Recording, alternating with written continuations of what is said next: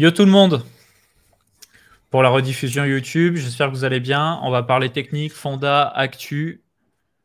On laisse le temps aux gens d'arriver sur le Twitch et puis ça va démarrer. Ouais, merci à toutes les personnes qui regardent la rediffusion, évidemment. N'hésitez pas à mettre un petit like, un petit commentaire. Un petit like, et si vous n'êtes pas encore abonné à la chaîne YouTube, n'hésitez pas à le faire. On passe bientôt le cap des 2000 abonnés. On va y arriver, lentement mais sûrement, mais ça va le faire. Allez, je lance de mon côté, j'envoie. Yo à ceux qui arrivent. Yo Zerka, yo Poussin, yo Draco. Merci Draco pour le sub. Yo Larkiden, ça va quoi? Yo. Ah, ça dump en direct, j'aime bien. Ouais, c'est le top, hein. Ouais, regarde en une seconde. Alors, bon, parle technique, fonda et actu. Yo les frères, ça va ou quoi? Yo Sed Mike, yo Jojo, yo Neos, yo Madness, yo Lucas. Ça va ou quoi? Gros dump en direct. Apparemment. Très sincèrement, je m'attendais à ça. Je pensais que ça arriverait en live. Ça arrive en live. Donc on risque d'avoir un live assez intéressant. Ouais, des nouvelles qui rendent le smile, hein. Ouais, voilà, on est tous en train de perdre de l'argent, donc nickel. Merci Joe Star pour le sub, merci Larkiden pour le sub, merci Kilou. Merci à tous ceux qui sub. Et yo à ceux qui arrivent, Samir, Cryptidre, IAM SK, Poussin, Kilou, Bubule, Yo-Yo, Roms. Merci à Iron Chiva pour le sub. Putain, les gens sont actifs. Ouais, les gens il n'y a pas beaucoup de monde. on a les puristes là. J'aime bien faire des lives avec des puristes parfois. On a pas mal de choses à se dire. Il s'est quand même passé des trucs de fou cette semaine. Hein. Mais tu sais que gros, je me faisais la réflexion. La réflexion, c'est quoi? C'est depuis le dernier stream, il y a eu une guerre. C'est genre littéralement ça. Bah ouais, depuis et le dernier puis stream, on a eu une guerre. Histoire nice. de dire les termes, moi, je veux dire sincèrement, je ne m'attendais pas à ce que ça aille aussi loin. Ouais, je m'attendais pas à ce qu'il fasse le move. Je pensais que ça allait être un rapport de force, blabla, mais non, il n'y a pas de blabla. Là, ça, c'est vraiment pas cool. Et moi, j'ai pris beaucoup de mon temps cette semaine pour essayer de me renseigner sur ce qui se passe et aussi quel impact ça peut avoir sur les cryptos, forcément. Et déjà que Lagarde, elle était en gros focus, en mode il faut réguler, voire il faut bannir les cryptos. Donc, bon, on a d'un côté l'amendement qui serait de bannir les cryptos qui utilisent le proof of work, dont Bitcoin. Maintenant, peut-être bannir les cryptos tout court parce que c'est un moyen pour la Russie de se financer une fois qu'ils sont sortis de Swift. Quelle belle excuse. Et ouais, non mais clairement. Et tu sais que là, attends, je vais vous montrer un truc qui est vraiment aberrant. Faut que je le retrouve. Je l'avais pas noté dans mon doc. Tu as un premier ministre ukrainien qui s'est vanté d'avoir reçu un coup de téléphone de D-Market. Je sais pas si tu as vu passer. Non, je pas D-Market, qui est une plateforme de NFT. Alors, et en gros, je mets mon écran. Hop. Vas-y. En gros, D-Market, c'est de base, il me semble, c'est des gars de chez G2A d'ailleurs, entre autres. C'est des mecs de la Pologne, de l'Europe de l'Est en gros. Ouais, tu as des Ukrainiens, des Polonais. Et en fait, donc c'est une plateforme qui permettait de tokeniser les skins CSGO et compagnie pour pouvoir les revendre sur une marketplace. Eh bien, ils ont tout simplement bloqué les comptes des Russes et ils ont bloqué leurs actifs. Ah bonne ambiance. Ouais, sous couvert de on ne souhaite pas financer la guerre. C'est touchy parce que tu vois, les gars sont ukrainiens. Mais c'est des particuliers, ils y peuvent rien. Ouais, je sais bien. D'un côté, je peux comprendre, mais je trouve ça inacceptable, tu vois. Je trouve ça inacceptable. C'est parce que genre la France, elle fait la guerre, j'en sais rien, à l'Allemagne et qu'il y a une plateforme qui a un lien plus ou moins lointain avec l'Allemagne et j'utilise ce service, alors je me fais bannir de ce service. Enfin, ça n'a aucun sens pour moi. Vous me dites que vous n'entendez pas Pixo? Juste, je voulais dire bonjour à tous les gens qui arrivent. Très faible, très mal, ok. Merci pour le sub, Nalraj. Merci pour toutes les personnes qui ont sub. Merci Yo-Yo. Prends-le, mon chéri. Bon, écoute, c'est un plaisir. 7e mois. Yo à tous ceux qui arrivent. Bubule, Kinglebron, Drazi, Roland Paffer, CryptoSecpa, le Ref, Guigui du forum, évidemment, KeepCrypt. Ouais, c'est bizarre que vous m'entendiez pas fort. toutes les personnes qui rejoignent. Ouais. Est-ce qu'on m'entend bien sur mon live au moins ou pas? J'ai augmenté de 6 décibels picot. Et vous allez me dire s'il y a du mieux. Ok, on m'a dit que j'étais trop fort, trop proche. Le son est horrible. Bah nickel, on est sur bonne base. C'est la folie. Est-ce que vous m'entendez bien, moi? Est-ce que vous m'entendez bien, moi? Alors, tu vois, il y a un truc pas terrible, la même chose. Ok, on va régler ça. Il y a un truc que je ne comprends pas. C'est, tu vois, l'autre jour, quand j'ai fait l'interview de Massa, mon micro, il est trop parti en couille. Non, pas Massa, Abdel. Le micro est parti en couille complet. Aïe. Donc, je comprends pas trop. Juste pour les personnes qui disent que mon son est claqué, bah déjà merci parce que c'est un retour déjà, prends en considération. Et pour rassurer mesdames et messieurs dans le chat, le son est aberrant frérot. Je prends de la distance avec le micro si vous voulez pas m'entendre. Eh bien j'ai commandé le même micro que Capet qui a l'air d'avoir un bon son et qui est accessoirement le son de Lex Friedman, l'homme aux merveilleuses interviews que j'ai partagées sur Twitter ou encore Domingo, etc. Donc voilà, en espérant que ça résolve un petit peu tous ces problèmes. Donc voilà, je suis désolé si le son est horrible, au moins vous aurez vos yeux pour voir le graphique en train de baisser.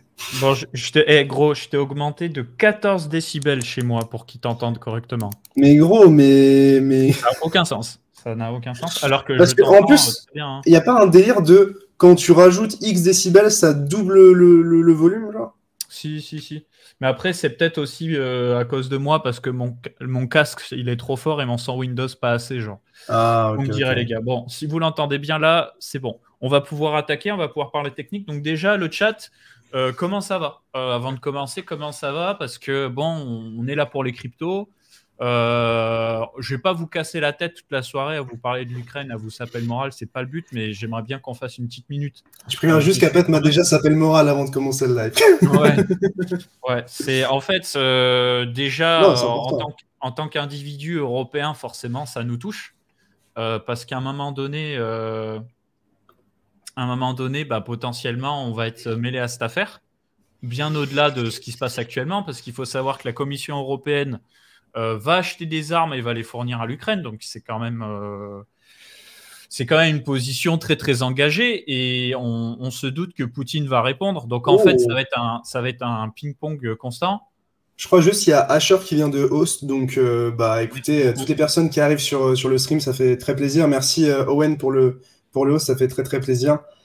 Et pour toutes les personnes qui arrivent, on fait un live tous les dimanches avec Capet pour parler analyse technique, un petit peu de trading, pour évidemment parler de l'actualité et pour parler de vos portefeuilles ou des sujets qui vous tiennent à cœur. Donc voilà un petit peu le sujet des streams le dimanche. Merci encore Owen pour le host. Ça fait très plaisir. Voilà, donc du coup, bah forcément, l'impact de cette situation ukrainienne, je pense qu'elle joue sur le cours des crypto-monnaies. On a vu la grosse chute à 34K dans la semaine avec un rebond. Aujourd'hui, quoi penser? Non pas que je me réjouisse ou quoi de la situation, bien au contraire. Mais en fait, pour moi, on est sur une période qui est très très difficile à envisager d'un point de vue crypto, dans le sens où d'un côté, on peut se dire, si la Russie se fait sortir du réseau SWIFT, ils vont passer sur des infrastructures type blockchain pour continuer les échanges, etc. Mais d'un autre côté, on peut imaginer que les régulateurs, eux, durcissent, voire bannissent certaines activités crypto pour couper l'herbe sous le pied de la Russie. Donc, en fait, le move le plus conservateur serait de se dire je TP partiellement ou intégralement mes cryptos le temps que ça se calme. Problème, c'est que je croyais qu'on était maximaliste ici, Capet. Est-ce qu'on va se calmer? Non, mais est-ce que ça va se calmer? J'en sais rien. Parce qu'en fait, vous comprenez bien que les Ukrainiens veulent pas capituler, la Russie va renforcer, il y a les Tchétchènes dans le coup, peut-être bientôt la Biélorussie. On ne sait pas ce qu'il en est du cas de la Chine, qui n'a pas condamné pour le moment, qui se dit attristé de la situation, mais voilà. Et en fait, tout ce bordel politique peut avoir un impact conséquent sur le marché des cryptos. C'est pour ça que je le surveille doublement. En fait, concrètement, je pense que les crypto-monnaies, c'est quand même des actifs à risque d'une manière, puisque tu vois, genre, c'est quand même des produits qui sont assez volatiles. C'est pas genre des produits de première nécessité, c'est-à-dire que quand tu possèdes des cryptos, c'est pas nécessairement ça qui va te permettre de payer tes factures, prendre un vol pour changer de pays, ou voilà, c'est relativement secondaire, c'est pas un besoin vital, et donc toutes les personnes qui sont un peu dans des circonstances, dans des situations compliquées, je pense pourront potentiellement vendre leur crypto. Alors après, moi je suis pas forcément dans cette analyse de le prix baisse parce qu'il y a des gens qui ont ce comportement. Je pense surtout que que le marché est assez pessimiste. Parce que justement, déjà Bitcoin graphiquement, il est pas très beau, et en plus de ça, si tu rajoutes un événement fondamental qui fait que, il y a énormément d'incertitudes pour le marché.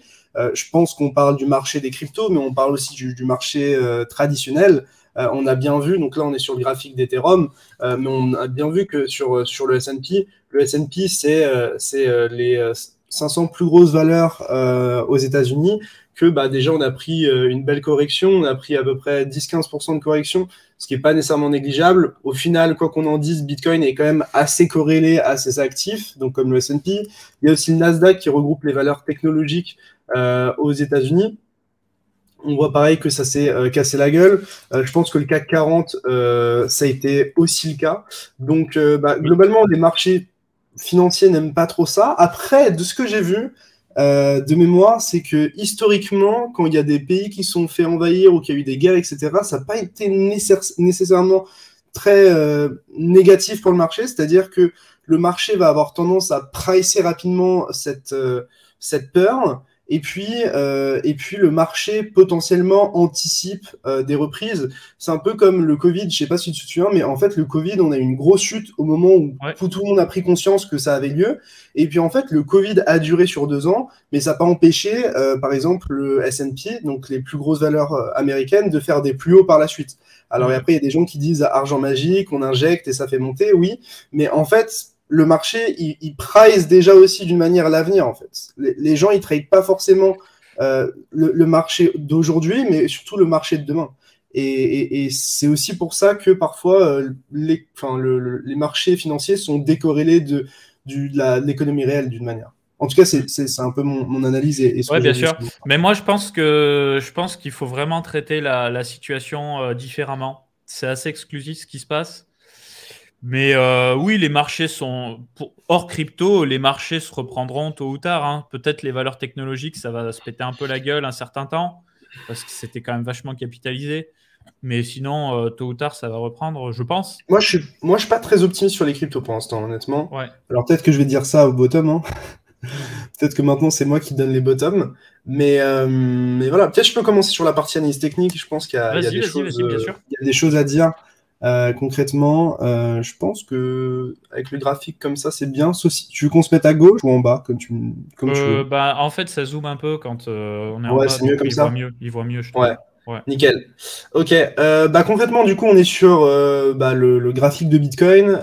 Moi, j'aime bien prendre un petit peu de recul puisque, en fait, au final, les grosses unités de temps impactent les plus petites. Donc, par exemple, une clôture hebdomadaire ou le comportement du prix sur le graphique hebdo a plus d'impact et a de l'impact tout simplement sur les plus petites unités de temps, à savoir l'unité de temps journalière, 4 heures, 1 heure, 15 minutes, etc. Donc c'est pour ça que c'est important de regarder les grosses unités de temps. Et concrètement, qu'est-ce qu'on voit sur les grosses unités de temps ? Eh bien, qu'on voit tout simplement qu'à la suite de toute la baisse qu'on avait eue à partir de 69 000 $ jusqu'à 32 000 $, et puis on avait concrètement réintégré le range des 30 000 à 40 000 pour moi. Ce range, il était défini assez bien par le passé ici, de même ici. Donc concrètement, à chaque fois qu'on passait sous les 40 000, on réagissait dans ce range concrètement, marqué par 2 bornes. Là, on avait vu que après avoir justement réintégré le range et passé sous les 40 000 $, on avait réussi à repasser au-dessus. Et au final, ça s'était soldé par une sorte de fake-out, puisqu'au final, on clôture au-dessus de la résistance très brièvement pour derrière reclôturer en dessous. Je pense que les gens y verront peut-être un peu mieux avec le graphic line. Concrètement, on n'arrive même pas à faire un sommet plus haut que celui-ci en hebdomadaire. on repasse sous la résistance et on continue à faire des sommets de plus en plus bas. Donc, c'est pas forcément très haussier. Et puis, ce qui est aussi très intéressant, c'est qu'une fois qu'on est passé en dessous des 40 000 $, eh bien, on doit s'attendre à ce que cette zone qui devait servir de support, une fois cassée, donc une fois qu'on passe en dessous, serve de résistance. Justement, on a vu que lorsqu'on a été retesté, cette zone, elle a servi de résistance. Et concrètement, il y a beaucoup de gens qui se sont emballés suite au rebond qu'on a eu ici sur le milieu du range entre 30 000 et 40 000, donc à savoir vers 35 000. Mais au final, il nous a tout de suite guidé vers une résistance majeure, celle des 40 000, qui nous a actuellement servi de résistance. Donc, personnellement, tout ce que je vois, c'est que le prix a clôturé sous les 40 000 $, ce qui n'est pas positif. À la suite de cette clôture sous les 40 000 $, le marché a baissé, on a une grosse panique, liée notamment avec ce qui s'est passé en Russie et en Ukraine, avec tout le conflit qu'il y a eu. Et puis, lorsque le marché s'est dit, OK, on est peut-être reparti de plus belle, eh bien, tout simplement, on a été testé une zone assez importante et on s'en est servi comme résistance. Donc, pour moi, pour l'instant, on n'a rien spécialement haussier, si ce n'est potentiellement qu'on fait des creux de plus en plus haut sur une grosse unité de temps, qu'on continue à maintenir des creux ascendants au-dessus des 34 000, 35 000 $, mais de l'autre côté, on n'arrive pas à faire des sommets plus hauts que les précédents, savoir des sommets au-dessus des 44 000 $. Et ici, on a à nouveau effectué un sommet plus bas. Donc, comment on peut résumer un petit peu la chose? Eh bien, suite à toute la baisse qu'on a eue des 69 000 aux 35 000, bien maintenant, le marché fait des creux ascendants, fait des sommets ascendants, et donc on est potentiellement dans une phase de compression. Pour autant, est-ce que j'irais défendre ces creux ici? Pas nécessairement, parce que concrètement, on est au milieu d'un range, et trader le milieu de range, c'est pas forcément la chose, l'endroit où on a le meilleur risk-reward. Donc personnellement, ce que je m'étais dit, c'était que lorsqu'on était passé en dessous des 40 000 $, pour moi, il y avait quand même des probabilités qui étaient assez significatives qu'on aille chercher en dessous des 35 000 et donc ce creux-là pour aller entamer les 30 000 $. Et donc concrètement, tant qu'on reste en dessous des 40 000 $, excusez-moi, eh bien pour moi, les probabilités qu'on aille chercher sous les 30 000 $ sont assez significatives. Donc tant qu'on reste en dessous des 40 000 $, évidemment, on est amené à consolider dans cette zone-là, mais je donne pas beaucoup de poids à ces creux-là et j'ai tendance à croire que tôt ou tard, ils pèteront. Ce qui me fera penser que on n'ira pas péter ces creux-là si on les pète pas, c'est le fait que justement, on arrive encore une fois à maintenir ces creux et à passer à nouveau au-dessus des 40 000 $, ce qui nous dessinerait un beau W. Okay, donc pour l'instant, concrètement, on casse pas de résistance, on a une réaction négative suite au retest de cette résistance-là. Et pour moi, les probabilités restent quand même assez importantes dans le contexte qu'on a d'aller chercher sous les 30 000 $. Je peux parler peut-être un petit peu plus du court terme, très brièvement. Qu'est-ce qu'on voit? Eh ben, on voit qu'on a été testé à nouveau les 35 000 $. On a glissé sous ce support ici des 36 000 $ sur lequel on avait réagi ici. Concrètement, on est repassé au-dessus violemment. Et pourquoi ce move il est assez intéressant? Parce que déjà, on n'arrive pas à définir de structure. C'est ce qu'on appelle un V-bottom. C'est juste un retournement assez violent. Mais souvent, les V-bottom, c'est des retournements qui sont en général pas viables. C'est-à-dire que c'est une réaction épidermique, un peu comme on l'avait eu ici. Mais derrière, la plupart du temps, on revient visiter les mèches qu'on a établies, ou au moins, on va définir un peu plus de valeur près de cette mèche-là. D'autant plus qu'avec ce V-bottom, qu'est-ce qu'on a vu? Si derrière j'étais vendeur, j'étais dans une théorie d'une market structure qui était baissière et donc on continue à faire des sommets de plus en plus bas. Donc concrètement, si j'étais vendeur dans cette zone-là, eh bien mes stops ils étaient accumulés ici, ici ou ici. Donc concrètement, avec toutes les mèches qu'on a réalisées ici, eh bien, on a été chercher tous les stops des vendeurs.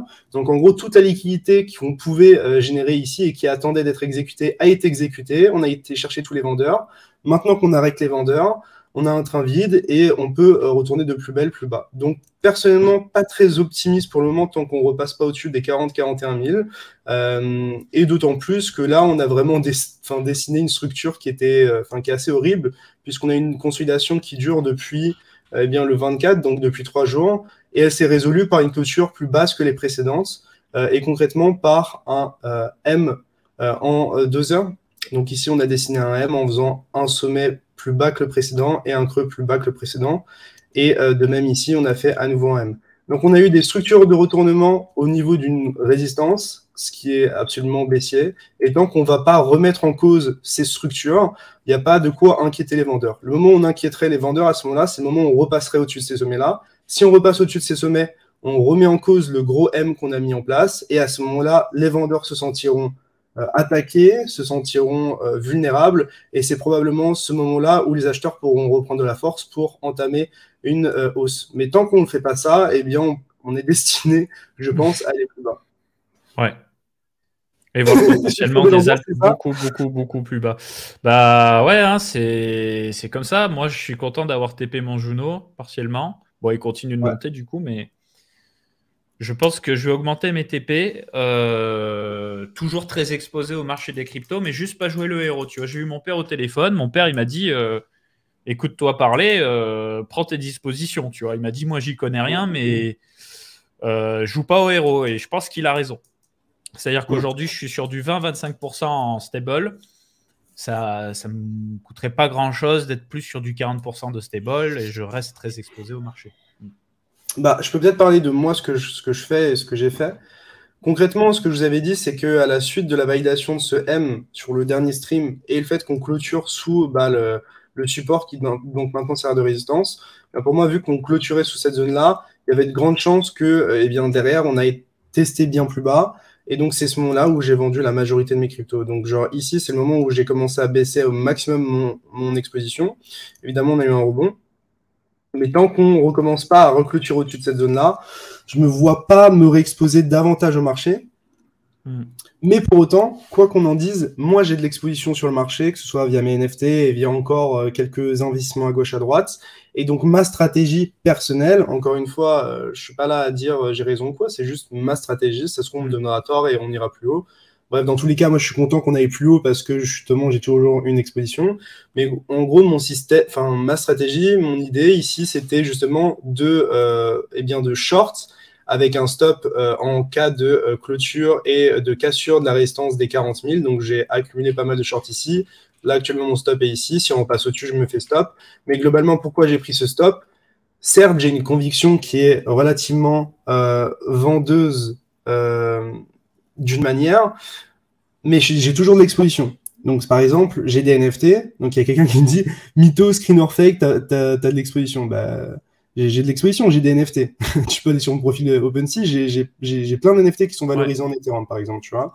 Donc, en gros, moi, ma stratégie, c'était justement de me couvrir en vendant à découvert une somme qui me permet de ne pas perdre de l'argent, par exemple, sur mes NFT et sur leur valorisation en Ethereum.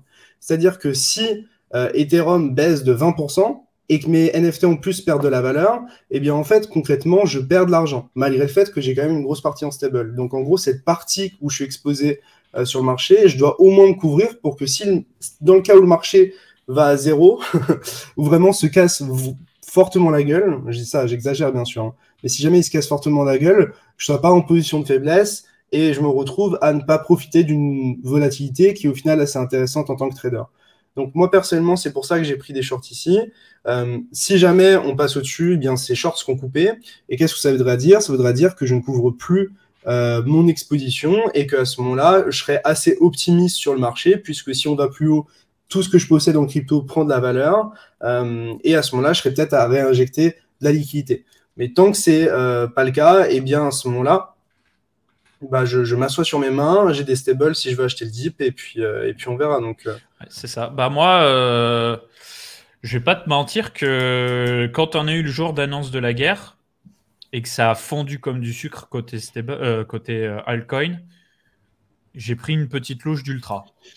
Donc j'ai fait des profits, mais j'y suis allé gentiment parce que pour vous expliquer exactement, d'ailleurs on m'a posé la question dans le chat, nous on n'est pas devin. Hein. Léo s'en remet beaucoup à la technique, moi le fonda, la situation géopolitique, mes convictions.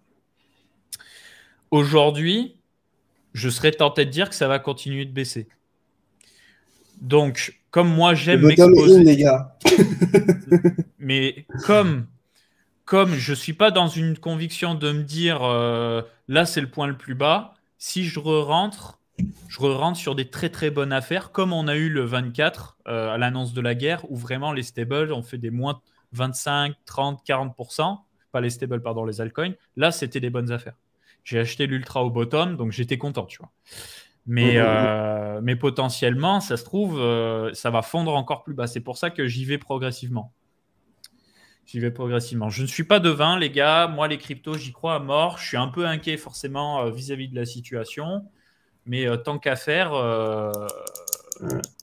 Moi, pour compléter par rapport à ça, il y a quelqu'un qui me dit « Le palier des 35 000 $ est extrêmement défendu par les baleines. Suffit de voir la forêt d'ordre d'achat à ces niveaux. » Bon, bah déjà, il faut savoir que des ordres d'achat, ça peut être retiré rapidement. Je sais pas si tu as l'habitude, mais en crypto, on appelle ça du spoofing ou du moins des faux ordres. C'est-à-dire que je peux mettre des ordres de 10 000 BTC et les retirer quand je veux.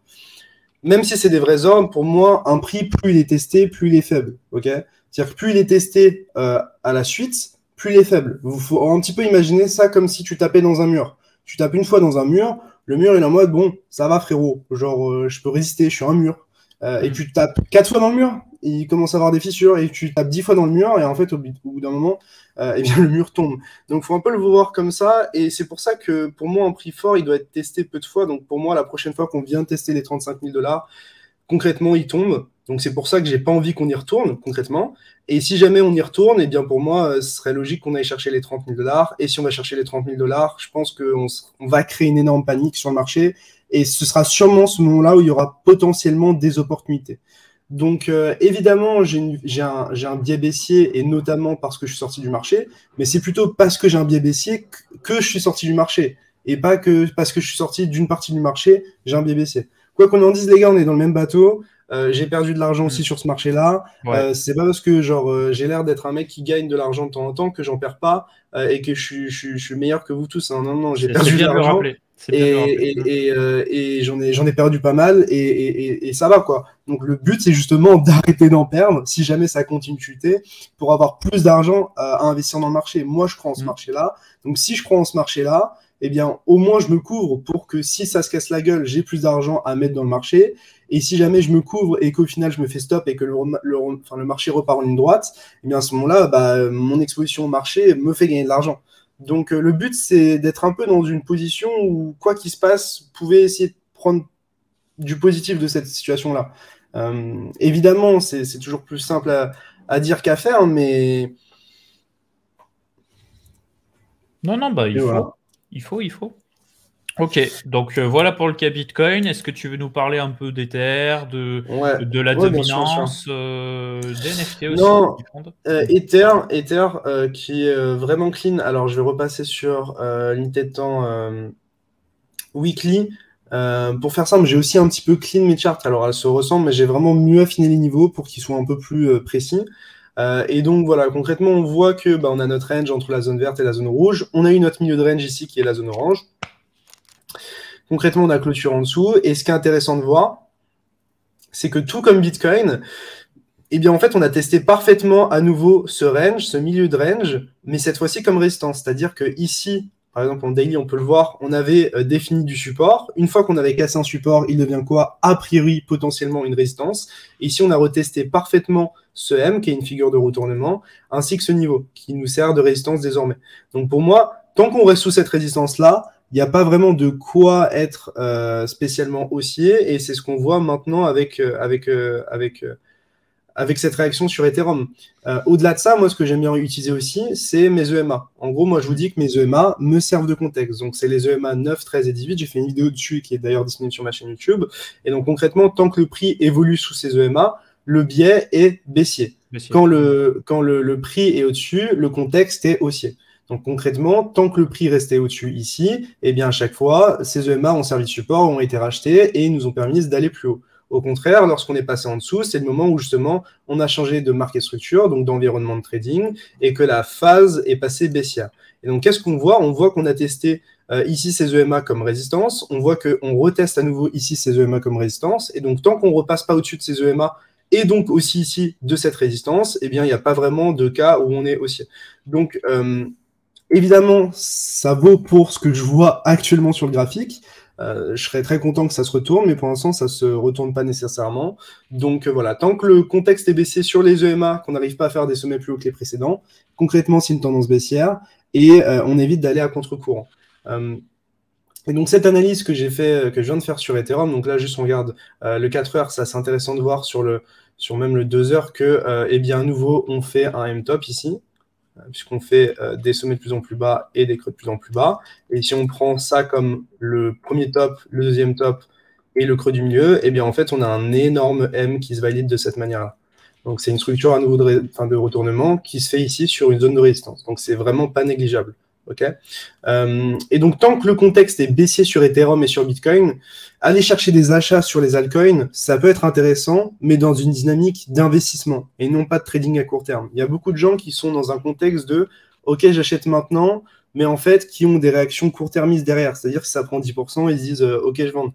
Non, il faut vraiment prendre du recul. Si vous achetez dans un contexte baissier actuellement, pour moi, c'est une erreur, sauf si c'est un investissement et que vous faites du DCA. Donc, si vous faites du DCA, tant mieux pour vous. Il faut être juste capable de faire du DCA à moins 50% à partir d'ici. Mais voilà, donc moi, personnellement, j'ai pas envie de me réexposer au marché, j'aimerais, mais j'ai pas les éléments qui me permettent de le faire. Si je devais ajouter une note positive un petit peu à cette analyse, il faut savoir qu'on est dans la zone de rechargement. Donc, si jamais on devait tenir ces creux ici et faire des creux de plus en plus haut et donc repartir et être toujours dans cette tendance haussière où justement on fait... Sur quel mouvement tu l'as fait, ce tracé? J'ai pas fait gaffe. À partir de entre les 1800 $ et les 5000 $ en gros. Okay. Intéressant. Ça, c'est la zone où justement les acheteurs doivent défendre le prix dans le cas où on veut faire un creux plus haut que les précédents et donc faire des creux plus hauts ici que les creux qu'on a établis ici. À ce moment-là, on est dans la zone, mais la zone ne suffit pas. Alors, en général, il faut une structure dans cette zone-là. Et pour l'instant, on l'a pas. Là, j'ai mis des EMA, j'ai mis des petites touches de couleur.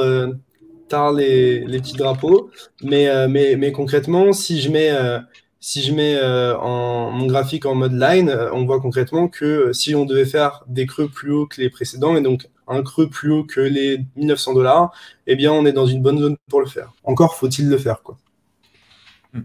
Donc voilà, j'aime bien déprimer tout le monde, mais c'est ce que je vois. Et, non. Moi, j'interagis pas mal avec mon chat de mon côté. On me demande justement si on se prend un bear market de 2 ans, 3 ans, est-ce que nous on est là? Moi, j'ai répondu qu'on sera peut-être forcément un peu moins à fond parce qu'on sait très bien que côté Audimat, bon bah voilà, hein, c'est toujours pareil. Excusez-moi, ça va être très méchant ce que je vais dire, mais c'est poisson rouge, quoi. C'est quand ça monte, on est là. Quand ça descend, on n'est pas là. Alors qu'en fait, c'est quand ça descend que tu fais des courses pour les vendre quand ça monte. Tu vois, c'est logique. Hein. Tout le monde va être d'accord avec moi, mais visiblement, quand il est question de l'audimat, ça répond différemment. Mais sinon, ouais, moi, je suis là. Léo, il est là. On a notre média. On compte d'ailleurs pousser un peu plus encore nos YouTube personnels, le YouTube de Coin Academy, bientôt à 2000 abonnés. Si tu veux leur montrer, l'envoyer dans le chat, je vais pousser un petit peu le YouTube. Ouais, bien sûr. Voilà. Et pour rebondir sur ça, alors juste envoyer le YouTube de Coin Academy, évidemment. Pour rebondir sur ça, il y a peut-être pas mal de gens qui ne comprennent pas forcément comment j'analyse parfois. Il faut savoir que la qualité de cette caméra n'est pas là pour rien, dans le sens où là, ça fait 2 semaines que je tourne 2-3 vidéos par jour. Donc, il y a des choses très intéressantes qui arrivent très bientôt qui devraient vous faire progresser dans votre trading concrètement. Si ça peut être une bonne nouvelle. Moi, de mon côté, je vais m'occuper de mon YouTube. Donc, pour ceux qui me suivent pour le gaming, il faut que je m'en occupe parce que ça fait quand même un moment que je n'en fais pas. Côté crypto, essayez d'avancer sur des formats qui vous plaisent. Là, j'ai fait une vidéo cette semaine pour Krill qui parle du hack de TheDAO. On va faire un point après partie Fonda. Elle a bien plu. Donc, c'est juste qu'il faut que je trouve des formats qui soient plus courts, peut-être moins techniques aussi, pour garder les gens en haleine parce qu'il se passe toujours un max de trucs sur ce marché en réalité. Mais il faut s'en occuper. Est-ce qu'on n'irait pas regarder la dominance et un petit peu voir aussi comment les alts réagissent avant de clôturer sur la partie technique parce que les gens, je pense, sont intéressés par leurs alts. Ouais. Qu'est-ce qu'on voit? On voit que ça latérisse pas mal sur la dominance BTC. On voit que la dominance BTC a légèrement augmenté, mais concrètement, on est dans une tendance baissière à faire des sommets de plus en plus bas et à tester plein de fois un support. Ici, les 39,5%. Donc, tant qu'on est dans ce setup-là, je ne mettrai pas de grandes chances que ça explose. Après, encore une fois, je peux me tromper. Mais d'un point de vue purement technique, on est dans une tendance baissière. Donc, tant que ça ne change pas, le contexte est baissier. Ce qui pourrait être intéressant, c'est si ce plancher, entre guillemets, cède, à ce moment-là, on aurait pas mal d'argent qui re-rentrerait dans les alts. Et je pense que ce qui se passe concrètement, si on pète ce plancher-là, en tout cas, mon unique scénario où ce plancher pète, c'est le cas où, en fait, Bitcoin a bottom. Et le cas où Bitcoin bottom et tout le monde est en mode, ok, genre c'est à nouveau safe d'investir dans le marché et de prendre des bets un peu plus risquées, parce que concrètement, parier dans les alts, dans le contexte maintenant sur Bitcoin, c'est très risqué. Et donc ça voudrait dire que Bitcoin trouve son bottom, on a une grosse réaction sur Bitcoin qui fait que on a du rachat, que voilà, et donc que les gens sont à nouveau prêts à se positionner sur les alts. Tant que c'est pas le cas, et tant que Bitcoin n'aura pas trouvé de bottom et sera toujours dans une tendance baissière, je pense que Bitcoin continuera à prendre de la dominance. C'est l'analyse que j'ai. Et ce que ça me fait aussi penser concrètement, et on avait déjà parlé à un moment, mais c'est que plus en fait Bitcoin baisse en fait en termes de prix, plus le risk-reward devient intéressant. Puisque en fait jusqu'à maintenant on s'était dit, ok, Bitcoin à 50 000 $ ou Bitcoin à 60 000 $, si j'investis maintenant, le risk-reward est pas très intéressant. C'est-à-dire si j'investis à 60 000 $ sur Bitcoin, pour espérer un x2, il faut qu'on aille à 120 000 $ ou peut-être même plus, genre un risk-reward de 1 pour 3. Il faudrait que genre, ça monte à 200 000 $. On arrive quand même dans des grosses capitalisations. Donc en gros, peut-être les gens étaient freinés d'investir à ces prix-là, ce qui peut sembler tout à fait normal quand le prix passe de 3 000 $ à 60 000. Mais là, en fait, on va se rapprocher à nouveau de zones qui vont être intéressantes et aussi des zones où concrètement les gens vont avoir peut-être plus tendance à se positionner sur Bitcoin, parce que concrètement du Bitcoin à 25 000 $, si vous avez une croyance fondamentale sur le marché et que vous pensez que le marché va reprendre, pourquoi ce serait pas possible que Bitcoin fasse un nouvel ATH dans les 5 prochaines années? Et donc, si vous avez une conviction que Bitcoin fait un ATH dans les 5 prochaines années et que Bitcoin est à 25 000 ou à 20 000 $, vous avez quand même un risk-reward de, allez quoi, 1 pour 4, 1 pour 3 au minimum, qui est assuré dans votre tête si pour vous on fait un ATH absolument dans les 5 prochaines années, ce qui est en soi assez incroyable, quoi. Donc, voilà, si jamais vous êtes dans une dynamique de j'ai confiance dans ce marché-là et que Bitcoin a tendance à énormément se casser la gueule, ce sera sûrement l'endroit où vous serez le plus récompensé pour investir, malgré le fait que, encore une fois, le timing est important. Là, je parle pas nécessairement de timing, je parle d'investissement, quoi. Et si jamais, pour rebondir là-dessus, voilà, je vous le dis, ça restera peut-être dans un coin de votre tête. Si on arrive à un BTC à 25K, vous, dans votre tête, si vous regardez les réseaux sociaux, vous allez voir quoi? Vous allez dire on va aller à 20, on va aller à 15. Voilà, c'est toujours pareil. Et souvenez-vous du moment où vous disiez bon, bah, 25K, c'est Noël. Si vous regardez les réseaux sociaux, je répète, les gens vont vous dire on va à 20 ou on va à 15. Donc, au bout d'un moment, pas si on va à 25K, je mets ma maison. Ouais. Non, mais et quand on sera à 25K, ils vont dire waouh, c'est chaud, les gars, là, c'est chaud. C'est chaud, c'est feeling et tout. Voilà. C'est pour ça. Et pour le coup, du coup, on parlait d'un marché assez déprimant, mais il faut savoir qu'il y a quelques alts qui arrivent à surperformer, dont notamment ici Luna. Et qu'est-ce qu'on voit sur Luna? On voit que concrètement, on a fait un énorme W quasiment weekly. On a fait un W weekly. Ce qu'il faut savoir, c'est que concrètement, un W déjà daily, c'est énorme. Ici, on avait fait un W daily dans cette zone ici, en faisant un creux, un sommet, un creux plus haut que le précédent et un nouveau sommet. Donc, c'est ce qu'on appelle un W. Et donc, en gros, ça nous montre que le prix n'est pas prêt à aller plus bas et que les acheteurs reprennent la main. Et ensuite, on a fait un énorme W ici, en weekly, où justement, en hebdomadaire, les acheteurs nous montrent qu'ils ne veulent pas laisser le prix plus bas. Et ce genre de structure de retournement sur du weekly, déjà de 1, c'est très puissant. Mais il faut savoir que Luna, ça a été un des seuls à nous envoyer ce signal-là. Je ne sais pas si tu te souviens de ce que je t'avais envoyé. C'est Ecosystem Cosmos qui plombe cette semaine. Ouais. Je t'avais envoyé sur WhatsApp. Je crois qu'il n'y a rien qui me donne à investir, juste Luna, c'est beau. Ouais. Il y a une semaine. Donc après, de là à avoir des grosses convictions sur Luna, si BTC pète les 35K, je ne sais pas. Mais ce que ça nous montre, c'est que dans ces périodes de faiblesse, Luna est un des uniques coins qui arrive à retrouver de la force. Et donc, si jamais on a un dip sur Bitcoin, eh bien, si je devais acheter un dip sur une alt, ce serait probablement Luna. En tout cas, c'est probablement cette alt qui me donnerait le plus de probabilité de faire de l'argent. En tout cas, à court terme et d'avoir une belle réaction. Moi, j'ai plein de jetons dans le viseur. Pour n'en citer que 2, c'est des jetons qui ont très, très bien performé. Tu as le Chainlink. Et tu Link, as il n'a pas bien performé. Hein. De quoi, pardon? Link, il n'a pas très bien performé. Hein. Bah, en fait, il a performé tout le bear market précédent jusqu'à fin 2020. Et ensuite, ça s'est bien calmé. Et je pense que Polkadot, c'est un peu la même chose. Le deuxième que j'ai en viseur. Je ne sais pas combien de temps ça va continuer de fondre, mais ça me plaît beaucoup parce que c'est des fondamentaux qui sont très puissants. Il y a quelqu'un qui m'a posé une question assez intéressante et qui me disait, dans ce contexte, pourquoi tu gardes tes NFT alors? Et ça, je trouve que c'est une très bonne question. Et c'est une question que je me pose tous les jours. Mais ma thèse, en fait, donc concrètement, quand je parle de NFT, je parle d'Ethereum. Juste, je vais me montrer ce que j'ai rapidement pour que vous puissiez comprendre. C'est pas un flex quoi, c'est juste, je pense que all tes NFT, ça dépend aussi de ce qu'ils sont et de ce que c'est.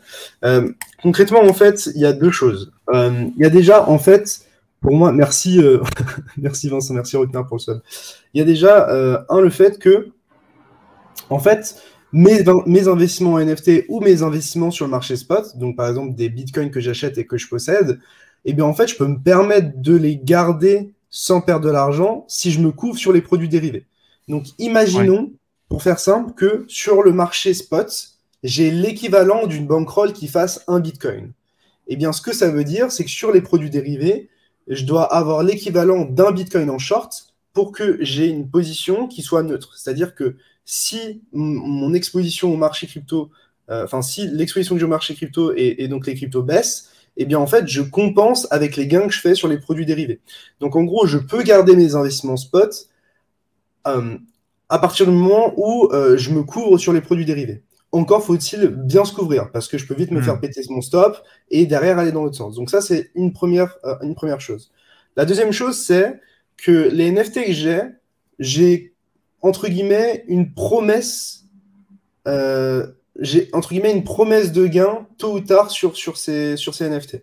Le monolithe, par exemple, qui ici, j'en ai 5, c'est le premier NFT Nike. D'ici la semaine prochaine, il y aura le drop et donc le reveal avec potentiellement des choses dedans qui ont de la valeur.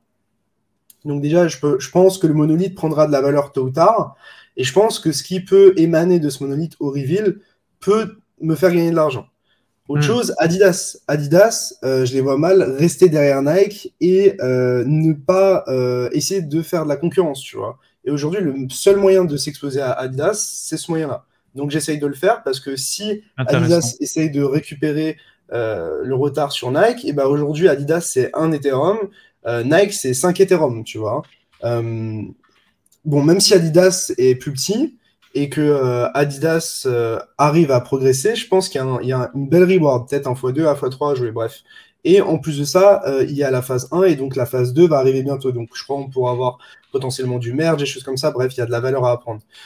Les mutants, ici, qui font partie du Bored Ape Yacht Club, enfin du mutant Yacht Club, eh bien, il va y avoir le token Hype qui va sortir tôt ou tard aussi. Donc on n'a pas de date de ça, non? Il y a des gens qui spéculent sur le premier trimestre, donc le premier trimestre, on n'est pas si loin que ça.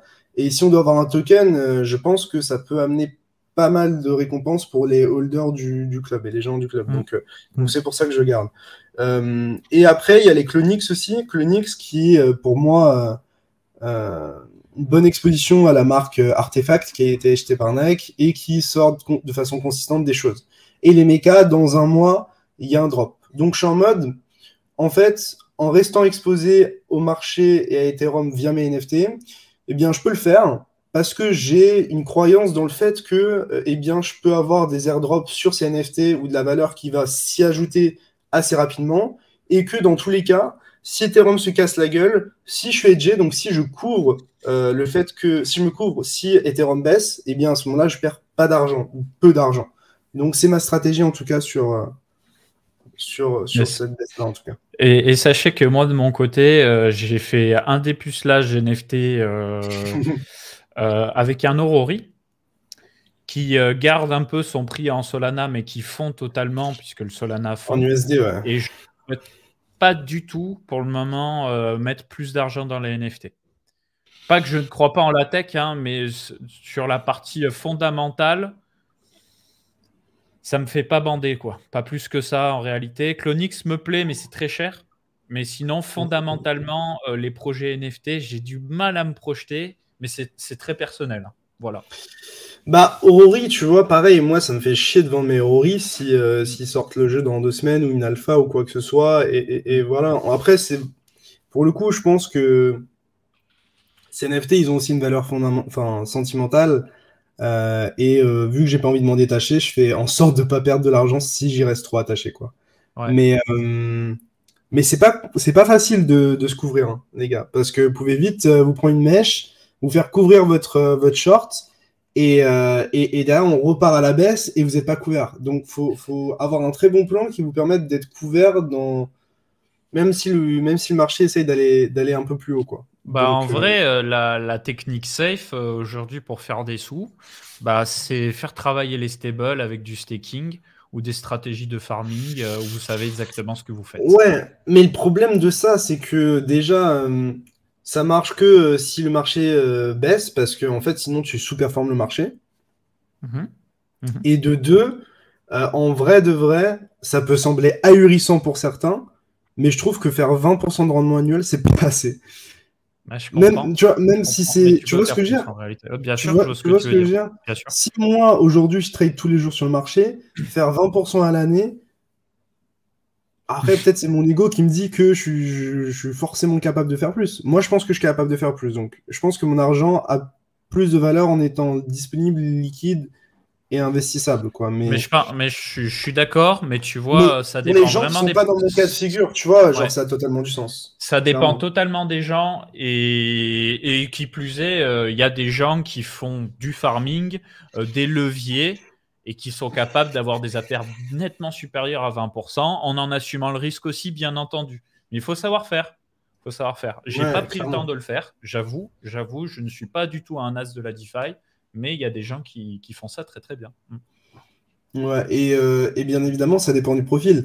Si vous êtes investisseur et que vous avez aucune connaissance en trading, et que au-delà de ça, même si vous avez des connaissances en trading, vous avez peu d'expérience et que vous n'êtes pas totalement rentable, peut-être que justement ces stratégies DeFi seront plus payantes. Mm. Donc là, en fait, on parle de deux choses différentes. On parle sur la DeFi quasiment d'un gain assuré, alors que le Ouais. trading, c'est un gain potentiel mais qui peut surperformer la DeFi si, entre guillemets, il est bien maîtrisé. Mais Mais toujours le il y a risque toujours un de hack risque. de smart contract quand même en DeFi, à ne C'est pas vrai qu'il faut oublier. utiliser plein de protocoles, C'est etc. ça, il y a toujours ce risque-là et en passant par des accélérateurs de yield type Bifi, bah, vous démultipliez le risque parce que bah, potentiellement, c'est du côté de Bifi qu'il peut y avoir un souci. Mais il y Sur a encore des, protocole, c'est pareil. Voilà, c'est un risque mais qu'il il y a faut des mecs, assumer aussi. mais il y a des mecs en DeFi qui genre sont très chauds, comme Crypto Farmer par exemple, et qui arrivent à faire des loops et en fait à se leverager. C'est-à-dire que par exemple leur 20% annuel, en fait ils vont pas faire 20% annuel sur leur capital, ils vont peut-être faire 20% annuel sur 2 ou 3 fois leur capital. Mm.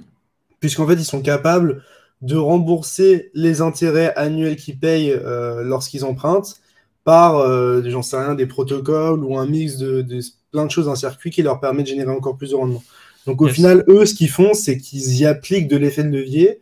Et en fait, ils sont en mode, bah, les 20%, c'est pas ouf, mais si je le fais sur 2, 3, 4, 5 fois mon capital, alors évidemment, il y a du risque hein, de ne pas être assez collatéralisé et voilà.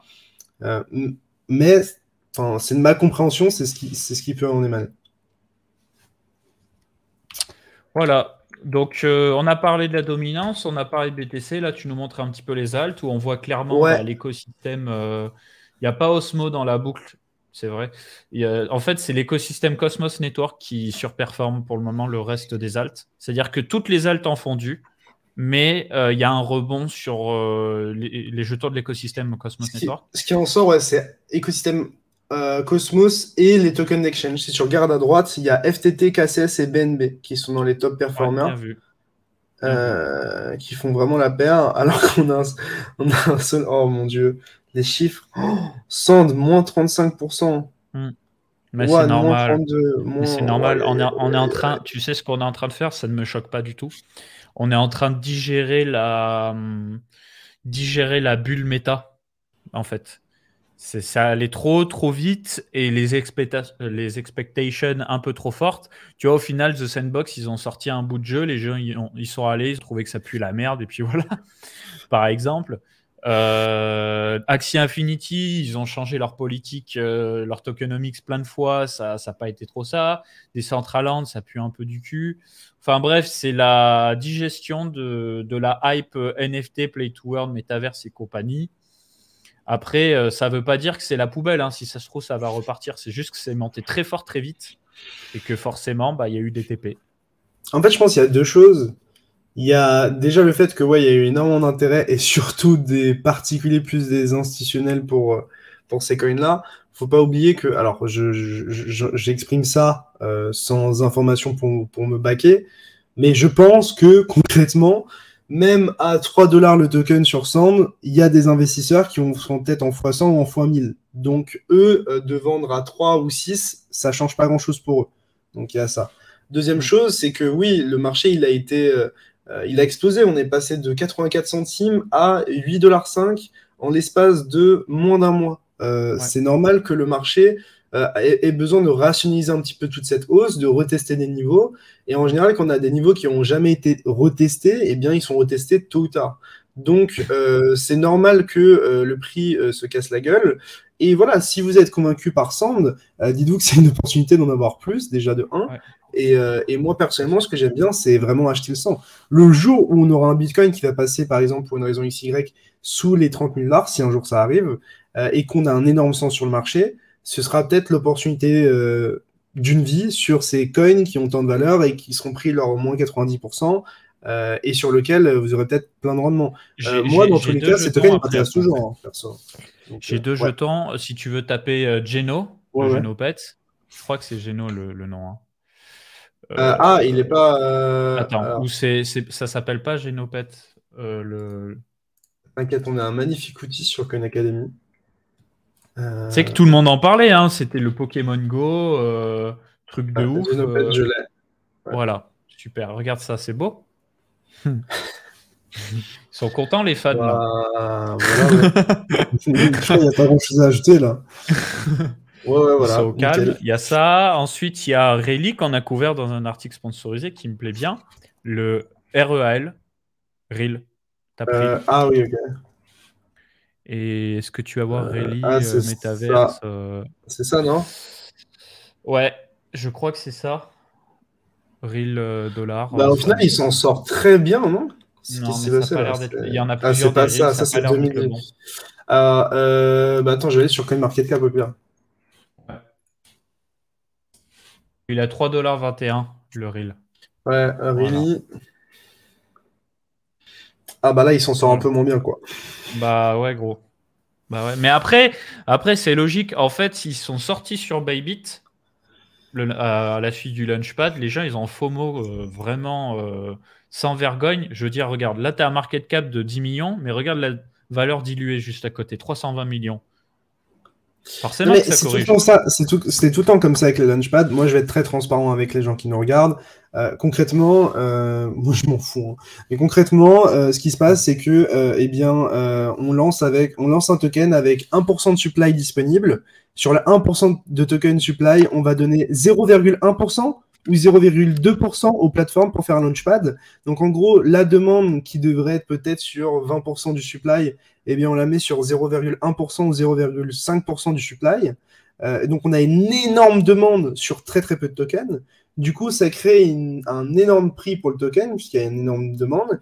Et puis, d'un coup, déjà, tous les gens qui ont investi en pre-sale se gavent, font des multiplicateurs de fou, parce qu'on parle d'une valorisation sur 1% du supply, alors que les gens spéculent quasiment comme s'il y avait, 10 ou 20% du supply disponible.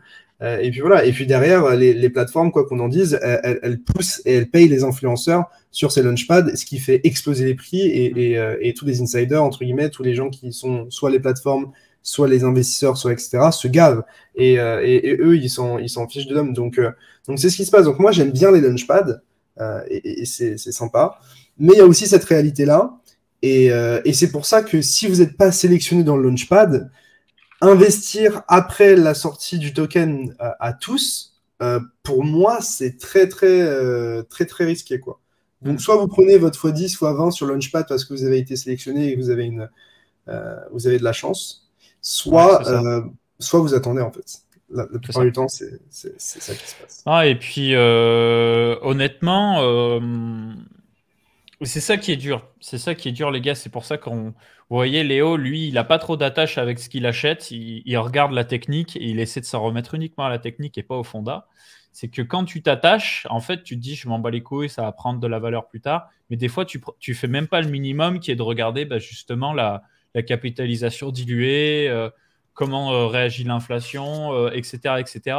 Et tu te fais niquer. Et en fait, tu te rends compte que à part en début d'année, ce qui sortait sur Solana, qui prenait rapidement de la valeur, je pense à Raydium, entre autres, qu'ils ont listé et qui a explosé, et qui a fini par refondre derrière, d'ailleurs. En fait, généralement, les jetons au listing, ils s'explosent. Les jetons au listing, ils explosent. FOMO, un jeton au listing, c'est quand même... Statistiquement, vous avez beaucoup de chances de vous faire niquer, quoi. Moi, ça me vénère parce qu'au final, quoi qu'on en dise, les launchpads, c'est un peu la fête aux influenceurs et aux insiders. Tu vois, je dis ça alors qu'au final, ça se trouve, launchpad ou pas launchpad, je vais te payer pour parler d'un launchpad, tu vois. Ouais. Mais en vrai, pour moi, c'est la réalité. Donc, mais après, je pense qu'il y a aussi le contexte du marché, tu vois, quoi qu'on en dise. Tu vois, genre, si le marché avait fait x10, tu vois, j'en sais rien sur Bitcoin, évidemment, le graphique n'aurait pas ressemblé à ça, et ce que j'ai dit ferait beaucoup moins de sens. Mais là, quand tu fais un launchpad et que derrière, tu as une phase moins 70% sur Bitcoin, bah forcément, t'es pas dans les meilleures dispositions pour te mettre bien sur ce token-là, quoi. Ouais, mais donc, moi, je te dis, c'est même pas qu'une question de launchpad. Tu prends ICP, c'est une question de listing, où en fait, comme tu dis, ils vont essayer de créer des ordres les plus hauts possibles au listing pour que les gars qui étaient là en early puissent faire des multiplicateurs de dingue. Et forcément, si multiplicateur de dingue il y a, pression vendeuse de fou il y a aussi. Il faut bien vendre sur la gueule de quelqu'un. C'est méchant, mais c'est ça la réalité, les gars. Et donc, en fait, les gens qui aiment les fondamentaux, qui aiment le projet et qui vont FOMO au listing vont servir d'exit liquidity, tout simplement. Exactement. Et je sais pas toi, j'ai pensé là, mais je sais pas toi, mais en fait, à chaque fois qu'on a ces phases de marché là, ce que ça me dit, c'est que en fait, on pourrait très bien ne trader que Bitcoin et Ethereum, faire en sorte que ce soit 90% de notre stack et investir le 10% en mode dumble sur des alts. Genre, au final, être plus investi que ça sur les alts, c'est genre dangereux, tu vois. Et vu que c'est tellement volatile, je me dis que tu peux avoir beaucoup plus de légèreté sur tes investissements si c'est une toute petite partie de ton capital. Le problème, c'est qu'il y a plein de gens, tu vois, qui rentrent grosses couilles dans ces trucs-là et derrière qui se font fumer, quoi. En fait, déjà, Léo, toi, tu fais du levier. Bon, pour commencer, moi, j'en fais pas et je recommande pas d'en faire. Ouais, mais c'est pas forcément de... Enfin, en vrai, de vrai, long terme, la volatilité sur Ethereum et Bitcoin est déjà énorme. Ouais. Tu regardes Ethereum, on a quand même fait 1700, 4500. Donc, tu as fait un x3 en 3 mois. Et après, tu as fait un moins. Quand tu es passé de 5K à 2K, tu vois, genre, tu as quand même une volatilité de. Tu peux faire des x2, tu vois, des x3. C'est déjà énorme sur peut-être 20% ou 30% de ton capital si tu es grosse couille sur Ethereum. Tu vois, je me dis. Après, les gens veulent toujours plus, mais. De toute façon, si tu veux, c'est qu'une question de période. Investir dans les alts pendant le bear market précédent, c'était une catastrophe parce que ça ne faisait que continuer de dip. Et puis, ça a commencé à reprendre des couleurs à partir de été 2020, fin 2020, tu vois. Donc, bien sûr que c'est risqué. Évidemment que c'est risqué. Après, par rapport à la situation actuelle, tu pourrais te dire déjà cet été, quand tout le monde était bear, il y avait beaucoup de gens qui étaient bear après le flash crash de mai et ça durait plus longtemps. Il y a beaucoup de gens qui sont restés dans des alts et qui ont eu raison de le faire parce que le Avalanche, il a fendu jusqu'à quoi? Peut-être $15 cet été et il a fait un top à $125 quand même. Mais le problème, c'est que les gens ne savent pas sélectionner leurs alts. Enfin, c'est pas qu'ils savent pas sélectionner leurs alts. Le problème, c'est qu'en fait, ils ont du mal à regarder uniquement la technique et à partir de ça, définir des éléments forts. Et tu vois, par exemple, ils peuvent rester attachés à des coins qui sont faibles. Genre, pour moi, l'exemple que j'ai en tête, c'est Litecoin et VeChain, par exemple, tu vois. J'allais dire VeChain. Je suis sûr qu'il y a une armée de gens qui est sur Litecoin et VeChain, alors que c'est des coins qui sous-performent l'ensemble du marché et ils vont être en mode hodl à la mort. Tu vois. Alors peut-être que le hodl à la mort, tôt ou tard, leur fera faire 1x10, x20 et en vrai, c'est juste ce qu'il fallait faire. Mais... je vois très bien ce que tu veux dire. Hein. Le cas Cardano aussi, qui est assez particulier, qui a performé un truc de ouf et qui a fondu un peu là récemment, mais qui aurait pu plus fondre, c'est vrai. Cardano qui tient assez bien.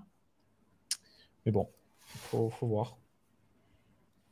Est-ce qu'on n'irait pas passer un petit peu à l'actualité? Actu, ouais. C'est parti.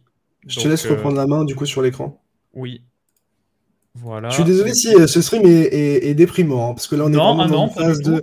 On est dans une phase de guerre, dans une phase de tout le monde perd de l'argent. Bon les gars, c'est comme ça. Je pense que c'est pas... Non, on parle chill, tranquille. Donc on va commencer par les étos de la semaine. C'est quand même passé pas mal de choses, l'équipe.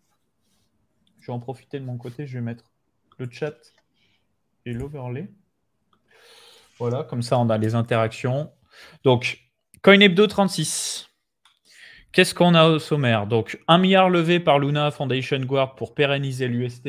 Donc, visiblement, ils ont levé pas mal de fonds. Ils ont loqué ces fonds pendant pas mal d'années pour qu'ils arrivent à maintenir le PEG UST égale 1 $. Voilà. Visiblement, ils avaient besoin de ces fonds.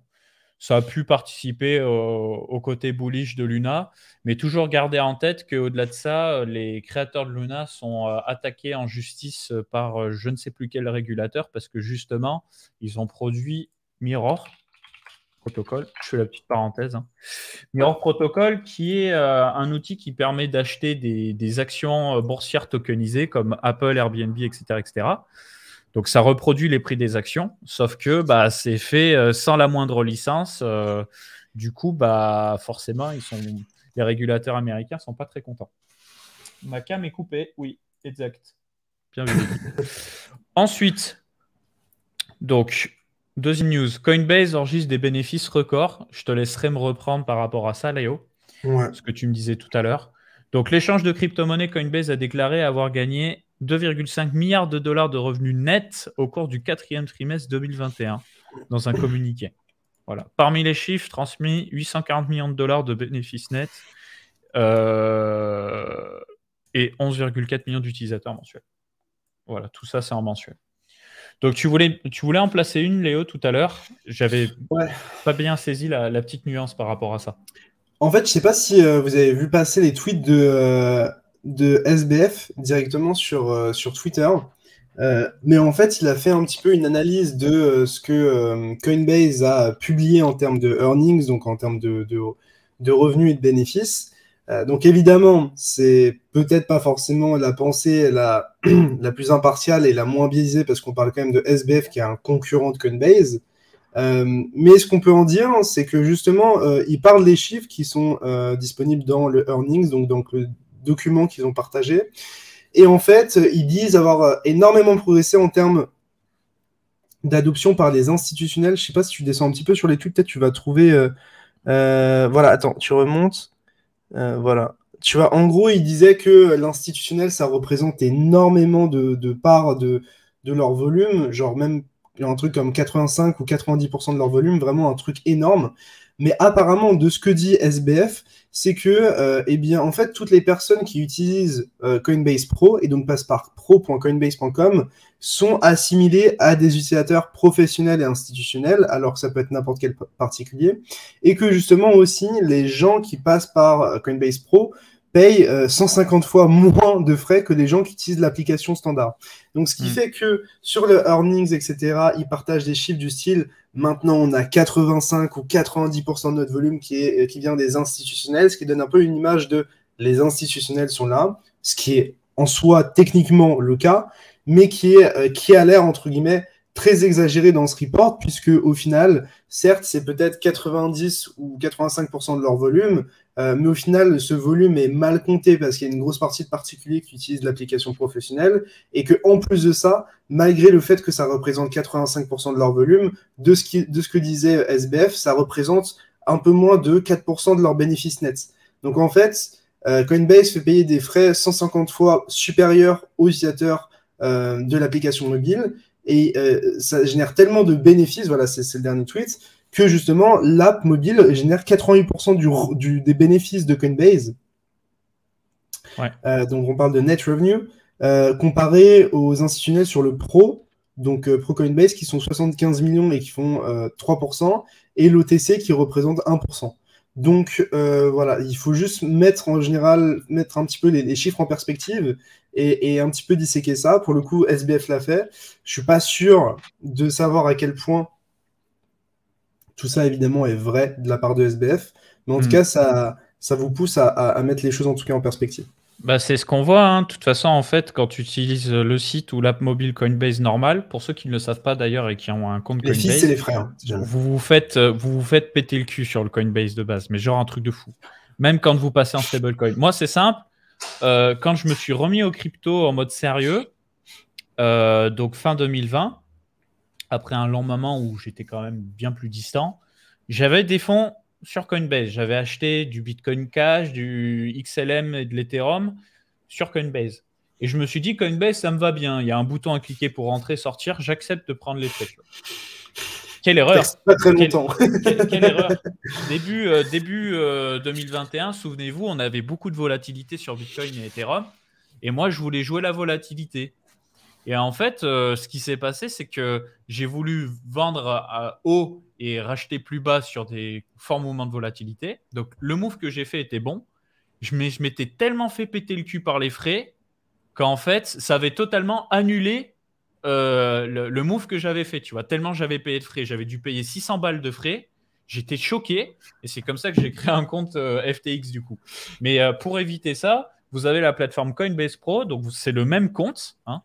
C'est une plateforme différente. Vous devez transvaser les fonds de Coinbase à Coinbase Pro. C'est instantané et c'est gratuit. Et juste en faisant ça, vous payez nettement moins de frais. C'est ce qu'on peut voir en Maker et en Taker. Ouais. Alors, du coup, Maker, c'est les gens qui apportent de la liquidité. Donc, c'est les gens qui utilisent des ordres limites. Donc, vous dites, je vais acheter à ce prix précisément telle quantité. Voilà. Les takers, c'est les gens qui prennent de la liquidité, et donc c'est les gens qui font des ordres au marché, qui disent je veux acheter du Bitcoin au prix actuel maintenant, ou je veux vendre au prix actuel maintenant. Et donc là, les chiffres que montre Capet, c'est qu'en général, on est à 0,26% de frais sur Coinbase Pro, mais bien évidemment, encore une fois, il faut mettre ces chiffres en perspective, puisque là, du coup, j'ai préparé pas mal de vidéos sur FTX de mon côté, j'ai re-regardé les frais, et par exemple, en Maker, sur FTX, t'es à 0,02%. Donc, t'es 10 à 15 fois moins cher en termes de frais que Coinbase Pro, qui est déjà genre peut-être 30 fois moins cher que Coinbase tout court, tu vois. Donc voilà, il faut mettre les choses en perspective. Si jamais vous voulez vraiment pas payer beaucoup de frais, je vous conseille largement FTX. Par contre, si vous voulez quelque chose qui est simple d'utilisation, etc., vous pouvez utiliser Coinbase, mais personnellement, à ce moment, le meilleur compromis, c'est Binance, en fait. Ouais, faites Binance, Ordre Market ou FTX, Ordre Market, vous prenez pas la tête, vous vous faites pas défoncer. Après, le 10% qui est affiché sur Coinbase, c'est Spot Maker Max. Ce qu'on entend par max, c'est dans le cas où tu fais une petite transaction. Donc, par exemple, si tu achètes 10 $ de Bitcoin, eh bien, sur Coinbase, tu vas pas payer le même pourcentage de frais que si tu achetais, genre, je sais pas, 100 $ ou 1000 $. Et donc, en fait, par exemple, pour 10 $ d'acheter sur Coinbase en Bitcoin, eh bien, tu vas peut-être payer 10% de frais. Pour le coup, ce sera 1 $. Donc, en fait, ils ont une sorte de minimum par trade en termes de frais.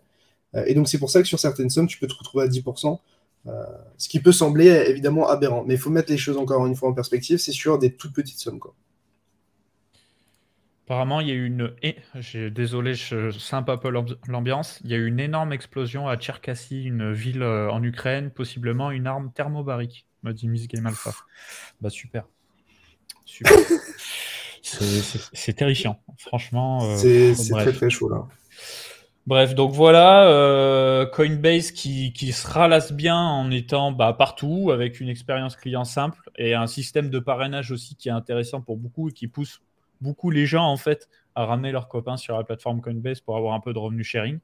Donc ouais, c'est une stratégie qui tient, hein, et ils ont pas prévu de revoir à la baisse leurs frais, ça marche très bien comme ça, donc voilà. Ensuite, l'Ukraine et sa relation aux crypto-monnaies évoluent tout à fait. Donc, il faut savoir que l'Ukraine a légalisé des crypto-monnaies il y a peu de temps. Il y a eu d'ailleurs, je l'ai noté, une levée de fonds, enfin pas une levée de fonds, un appel aux dons en crypto qui a été fait. Et il faut savoir que sur tous les dons, on est déjà à plus de 10 millions de dollars de collectés côté ukrainien. Vous pouvez vérifier vous-même. Hein. Vous allez sur un bloc Explorer. Vitalik a validé justement que c'est les bonnes adresses, les adresses officielles, parce qu'au début, il y avait des doutes. Et je voulais aussi rapidement rebondir sur le fait, parce que du coup, j'ai vu que tu avais cliqué sur des articles d'actualité sur Coin Academy. En ce moment, on essaye de tester une stratégie un peu différente pour être tout à fait transparent avec vous. On essaye de traiter un petit peu plus d'actualité que, par exemple, des projets fondamentaux, enfin des analyses fondamentales. Ouais.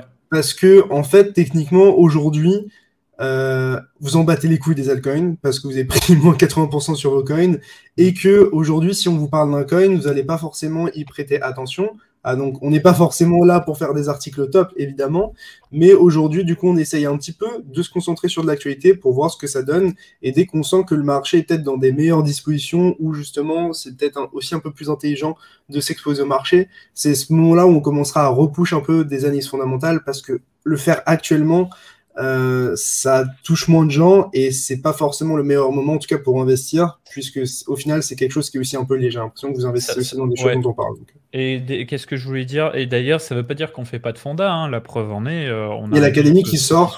Il y a toujours des articles sur l'académie qui sortent. Des articles sur l'académie, tout à fait. C'est juste qu'on pousse. C'est juste qu'on pousse de l'actualité, ce qu'on ne faisait pas avant, à l'exception du Coin Hebdo. Ça nous permet de toucher un nouveau public d'ailleurs. Moi, le fonda, je m'en occupe, je fais des recrutements dans ce sens. C'est juste que c'est pas la priorité absolue, comme ça a pu l'être. Mais s'il y a des trucs qui sont pète sa mère, j'en parle. Il n'y a pas de souci. Voilà, c'était tout simplement pour vous en parler. Exactement. Et ça nous permet aussi. C'est différent, donc forcément. Ça nous permet aussi surtout de proposer plusieurs contenus dans la même journée et donc de faire venir des gens qui n'ont pas forcément le réflexe d'aller sur Coin Academy régulièrement. Parce que vu qu'on fait plus de tweets, qu'on fait plus de contenu, ça fait venir des gens régulièrement. Et c'est ce qu'on a besoin de faire parce qu'on ne va pas se le cacher, histoire d'être vraiment transparent jusqu'au bout. On sait très bien que plus ça va baisser, plus les gens vont se casser, plus ça va être dur. Nous, forcément, aujourd'hui, on fait un peu de contenu sponsor, etc. C'est ça qui paye nos rédacteurs, puisque nous, on ne se paye pas pour le moment.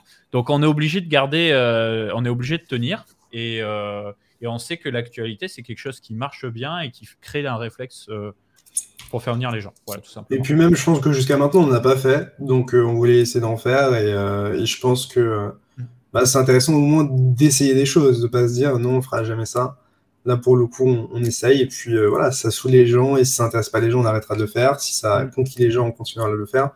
Mais il faut savoir qu'on a été très surpris par les résultats récemment sur certaines actualités. Pour être honnête, il y a des articles où nous, on fait genre 300 lectures, d'autres où on en fait 1000, d'autres où on en fait genre 5-10 000, d'autres où on en fait 20 000. Et souvent, les articles où on fait des 20 000, 30 000 lectures, c'est peut-être en une semaine, 2 semaines. Ouais. Là, on a sorti un article, par exemple, sur la Russie. On a fait 40 000 lectures en 2 jours. Ouais, 40 000 en 2 jours. On n'a jamais fait ça. Hein. C'est forcément, c'est la situation qui fait que. On en est totalement au courant. On n'a pas timé le truc. On ne s'est pas dit, tiens, il se passe des trucs en Russie, on va faire de l'actu. Non, c'est un plan qu'on a exécuté et le timing a fait que. Mais voilà. Mais je tiens quand même à vous rassurer, ça ne veut pas dire qu'on fait plus de fonda. Hein. Il y aura toujours plein de fondas, il y a toujours les hebdos. Moi, j'ai dit à ma femme d'ailleurs que je vais essayer de beaucoup stream dans les prochains jours et semaines. Je m'occupe plus de mon YouTube perso, plus de mes streams, etc. Donc, on va passer plus de temps ensemble. C'est du sûr. J'ai envie. Comme ça, on va se forcer à aller chasser du fonda, justement. Voilà. Moi, j'ai envie que ce média il continue de prendre. J'avais pour objectif qu'on triple l'audimat, voire on le quintuple en 1 an. Si on veut y arriver, forcément, il faut qu'on teste des nouveaux trucs. D'ailleurs, on est présent maintenant sur Instagram, sur TikTok, gentiment. Donc, c'est comme ça qu'on va y arriver. Pour en revenir du coup à l'appel aux dons ukrainien, donc déjà, on peut voir qu'ils ont reçu 4 millions de BTC, 4 millions de dollars, pardon, de BTC sur cette adresse. Actuellement, il leur en reste 2 millions. Côté Ethereum, on va aller voir.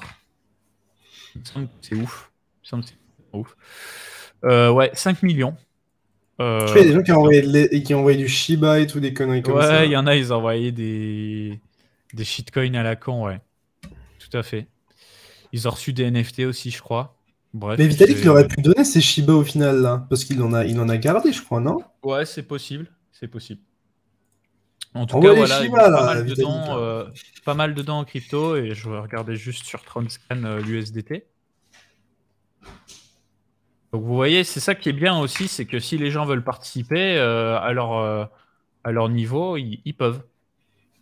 Bon là, apparemment, je sais pas si je pense qu'il y en a certains qui vont utiliser ça en mode, genre en mode, j'envoie ma monnaie, vu que c'est un token ERC20, ils disent l'Ukraine, grande nouvelle, l'Ukraine accepte les donations dans ma monnaie, c'est vraiment un exploit, tu vois ce que je veux dire.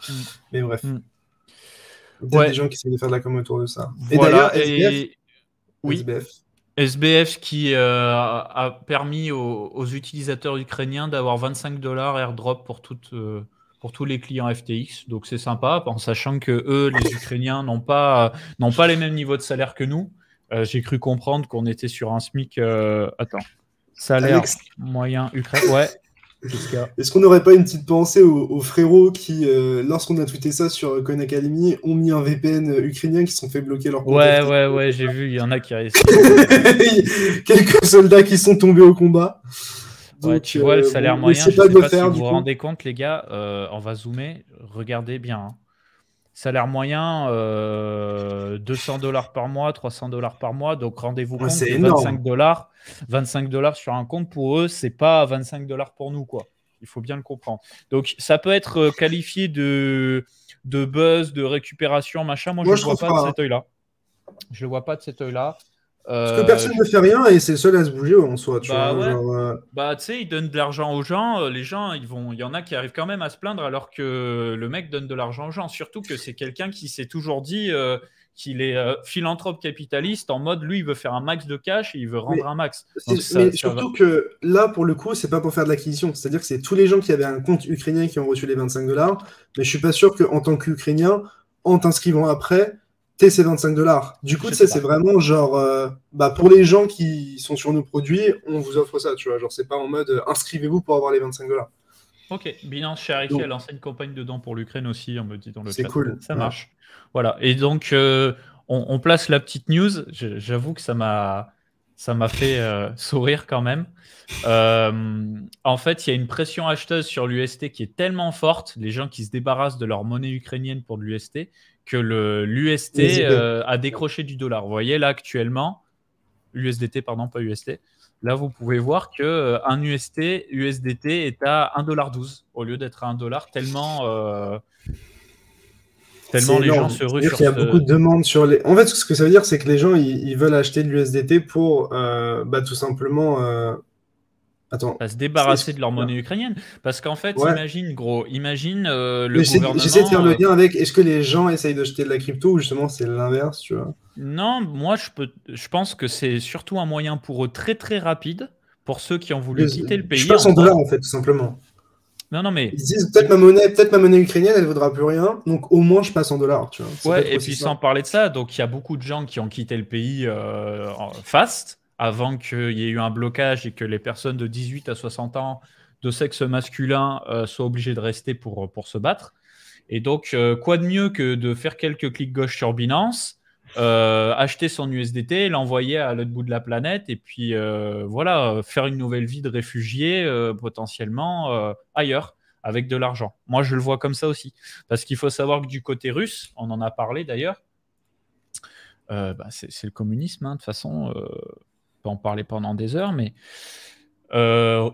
Poutine a dit que si les sanctions occidentales étaient trop fortes, il pouvait se permettre de taper directement dans les caisses de ses habitants. Et je peux vous dire que les sanctions sont plus que fortes. Regardez Hugo Décrypte, ce qu'il a lâché. Moi, j'ai vu ça cette nuit, j'étais choqué. Gel des réserves en devises étrangères de la Banque centrale russe, 640 milliards de $. 640 milliards de $. C'est insane. Je ne sais pas si vous vous rendez compte, les gars, de la somme que ça fait. La Russie. En gros, c'est quoi? C'est l'Europe qui dit, genre, les euros, les dollars et toutes les monnaies étrangères que vous détenez actuellement en tant que nation ne peuvent plus être utilisées dans le circuit commun, quoi. Ouais, c'est ça, si j'ai bien compris. Il me semble que c'est ça. Bon, voilà. Beaucoup d'argent. Donc, en fait, ils se font couper du réseau bancaire international SWIFT. Ils se font geler leurs avoirs. On coupe les aéroports, on arrête le tourisme. En fait, ils vont plus pouvoir commercer avec le reste du monde. Du coup, la Russie, ils vont devoir trouver d'autres moyens de s'en sortir pour financer la guerre s'ils ont envie de continuer leur truc pendant longtemps. Parce qu'on imagine que ça va durer très très longtemps, hein, cette histoire. Et retour au direct, Bitcoin qui continue sa chute. Ah ouais? Non, je vais juste faire une blague. Je reprends sur ton écran. Ça marche, il n'y a pas de souci. Désolé. Ok, donc je vais retourner sur le Coin Hebdo. Ouh, il a un peu de mal le site. Attends. Ça ira plus comme ça. Voilà. Donc on va parler un petit peu d'autre chose que l'Ukraine. Le fondateur de BitConnect. Bon, tout le monde connaît BitConnect, je pense. Inculpé pour un système de Ponzi. Ah bon, 2,4 milliards de dollars. Donc visiblement, le mec n'a pas été rattrapé. Hein. On sait qui c'est, mais apparemment, il n'a pas été attrapé, je crois. Le fameux Satish Kubani. En tout cas, il risque une peine de 70 ans de prison pour cette histoire de Ponzi BitConnect. Bon, ça va, il n'a pas trop arnaqué des millions de personnes, quoi. Ouais. C'est un des plus gros Ponzi de l'histoire, c'est ouf. Ensuite, BNI me lance associé à Chain Analysis pour tracer les transactions en crypto-monnaie des utilisateurs. Alors, je ne vais pas trop parler de BNI Melon parce que je ne sais pas ce qu'ils font, je n'ai pas pensé la news. Je vais plutôt vous parler du cas de Chain Analysis et je vais en profiter pour switcher sur une vidéo que j'ai réalisée cette semaine. Pour ceux qui ne connaissent pas Chain Analysis, c'est une entreprise spécialisée en retraçage de données on-chain. Alors, on va voir un bon. Quelqu'un qui me demande de mettre la charte en une seconde parce que là, ce qui se passe, c'est relativement chaotique. Hein. Je sais pas si vu, à mon avis, c'est lié à l'explosion, gros. T'as vu le graphique là en 15 minutes? Ouais. À mon avis, ce que là, c'est vraiment pas des juste lol. avant, c'est le climat de guerre, c'est ça, en fait. Et comme je vous dis, les gars, hein, c'est pas pour vous casser la tête, vous détruire le moral et tout. Hein. C'est juste qu'en fait, les gens sont pas rassurés et de dire Bitcoin c'est pas la valeur refuge qu'on attendait, bah oui c'est vrai, pour le moment c'est pas trop ça, mais il n'y a pas que Bitcoin qui font, c'est les marchés au global qui font, à l'exception de l'or je crois, à l'exception de l'or qui prend un peu de... Non, l'or s'est cassé la gueule derrière, je peux le montrer à mon écran si tu veux. Vas-y, c'est bon, on est sur ton du coup t'as vu ce qui se passait, genre ça fait hop. D'accord. Bon, il n'y a rien qui tient, en fait. Hein. Mais non, mais en vrai, l'or, je le trouve beaucoup plus boule que BTC. Hein. Sincèrement, genre, on a fait un nouvel ATH. On est en train de stabiliser au-dessus du précédent ATH, tu vois, ici. Donc, on est en train de stabiliser à ce niveau-là. Tant que cette zone tient, ça va. Si on commence à casser en dessous, je sais comme si les gens achetaient de l'or ici. Ah, je sais pas. Moi, ça me tente, hein, des petits achats d'or, hein, j'avoue. Mais du vrai, pas du Pax Gold ou je ne sais quelque chose. Non, et moi, je veux du vrai or chez moi, si possible. Ça pourrait être pas mal. Des lingots. Je reprends la main. Ouais, des gros lingots. Donc, Chain Analysis, je voulais vous trouver un screenshot de leur menu, mais je ne le trouve pas. Bref, donc c'est une société qui est spécialisée en traçabilité des transactions on-chain, qui ont des outils de fou, d'ailleurs, qui sont capables visiblement de remonter des coins mixés sur Bitcoin, etc. Et donc, ça va permettre à BNY Mellon de pouvoir identifier si une transaction est jugée à risque ou pas. Et donc, toujours dans la même logique, j'ai envie de vous parler d'une news de malade. J'ai fait une vidéo sur le sujet cette semaine. Je vais vous l'envoyer aussi pour les intéressés. C'est que le hacker de TheDAO a enfin été révélé. Alors, écoutez bien. Spoiler, c'est un gros fils de pute et on le connaît. Ouais, non, mais l'histoire est ouf. Pourquoi ? D'ailleurs, voilà, si vous allez sur le site, vous avez ma vidéo. En fait, donc TheDAO, c'est quoi ? C'est la première ICO sur Ethereum. Le projet, c'était de faire une sorte de fonds de capital risque, de fonds d'investissement, où tous les gens qui détenaient du token DAO pouvaient voter pour réfléchir à comment allait être investi cet argent de la DAO. Donc, il faut savoir que Ethereum a été lancé en 2015, mais il ne se passait rien dessus au début. La DAO, la levée de fonds, elle s'est faite entre avril et mai, je crois, 2016. À l'époque, 15% de tous les Ethereum en circulation étaient investis sur le smart contract DAO. Ça avait créé une pression acheteuse absolument gigantesque D'ailleurs, je le montre dans la vidéo. Je vais juste vous trouver l'instant où on voit justement ça. Je fais le point ici. Voilà. Parfait. Bon, plein écran marche pas, mais c'est terrible, les embeds. Voilà. Regardez. Ça va aller. Donc, c'est ce que je mets en évidence ici. La DAO avait tellement bien marché à l'époque que l'Ethereum était passé de 7 $ à 20 $ en quelques semaines. C'était un bull run gigantesque. Et dès que la DAO a été piratée, ça a été mini bear market sur Bitcoin, sur Ethereum. Le marché était très très mal à l'aise. Donc il y a eu une décision politique de forquer la chaîne Ethereum pour justement rendre les fonds piratés aux gens qui étaient touchés par le hack. Donc c'est pour ça que vous avez un Ethereum classique et un Ethereum. C'est qu'en fait, de base, il n'y avait qu'un seul Ethereum. Il y a eu ce piratage. Et donc, on est revenu dans l'historique de transactions, un bloc de la blockchain avant le piratage pour que les gens puissent récupérer leur argent. Voilà, tout simplement. Et du coup, la chaîne Ethereum classique, c'est la chaîne où il n'y a pas eu de rollback, donc les fonds ont été piratés.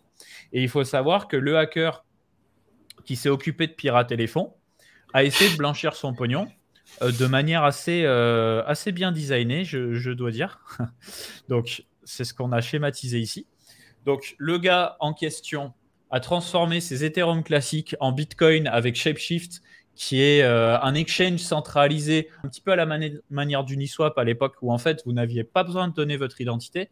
Vous aviez juste à dire, bon, j'échange telle monnaie contre telle monnaie, vous mettiez l'adresse de réception, et puis voilà. Donc, il a envoyé ses Ethereum classiques sur Shapeshift pour les récupérer en Bitcoin. Ensuite, il a mixé ses Bitcoins avec un mixing via Wasabi. Donc, le principe du mixing, c'est quoi? C'est de mélanger ces Bitcoins en plein de transactions avec d'autres utilisateurs du mixeur pour brouiller les pistes. C'est-à-dire, par exemple, si Léo et moi, on avait envie de brouiller les pistes, on envoie nos Bitcoins sur un mixeur. Plein de gens tout autour de la planète font la même chose. Donc, ça mélange la monnaie de tout le monde. Et après, ça repart par petits bouts sur des adresses qui sont différentes. Comme Tornado Cash, au final. Moi, j'ai déjà utilisé pour l'expérience. En fait, j'ai déjà utilisé pour l'expérience. Et en fait, ça fait passer ton argent dans des milliers de transactions.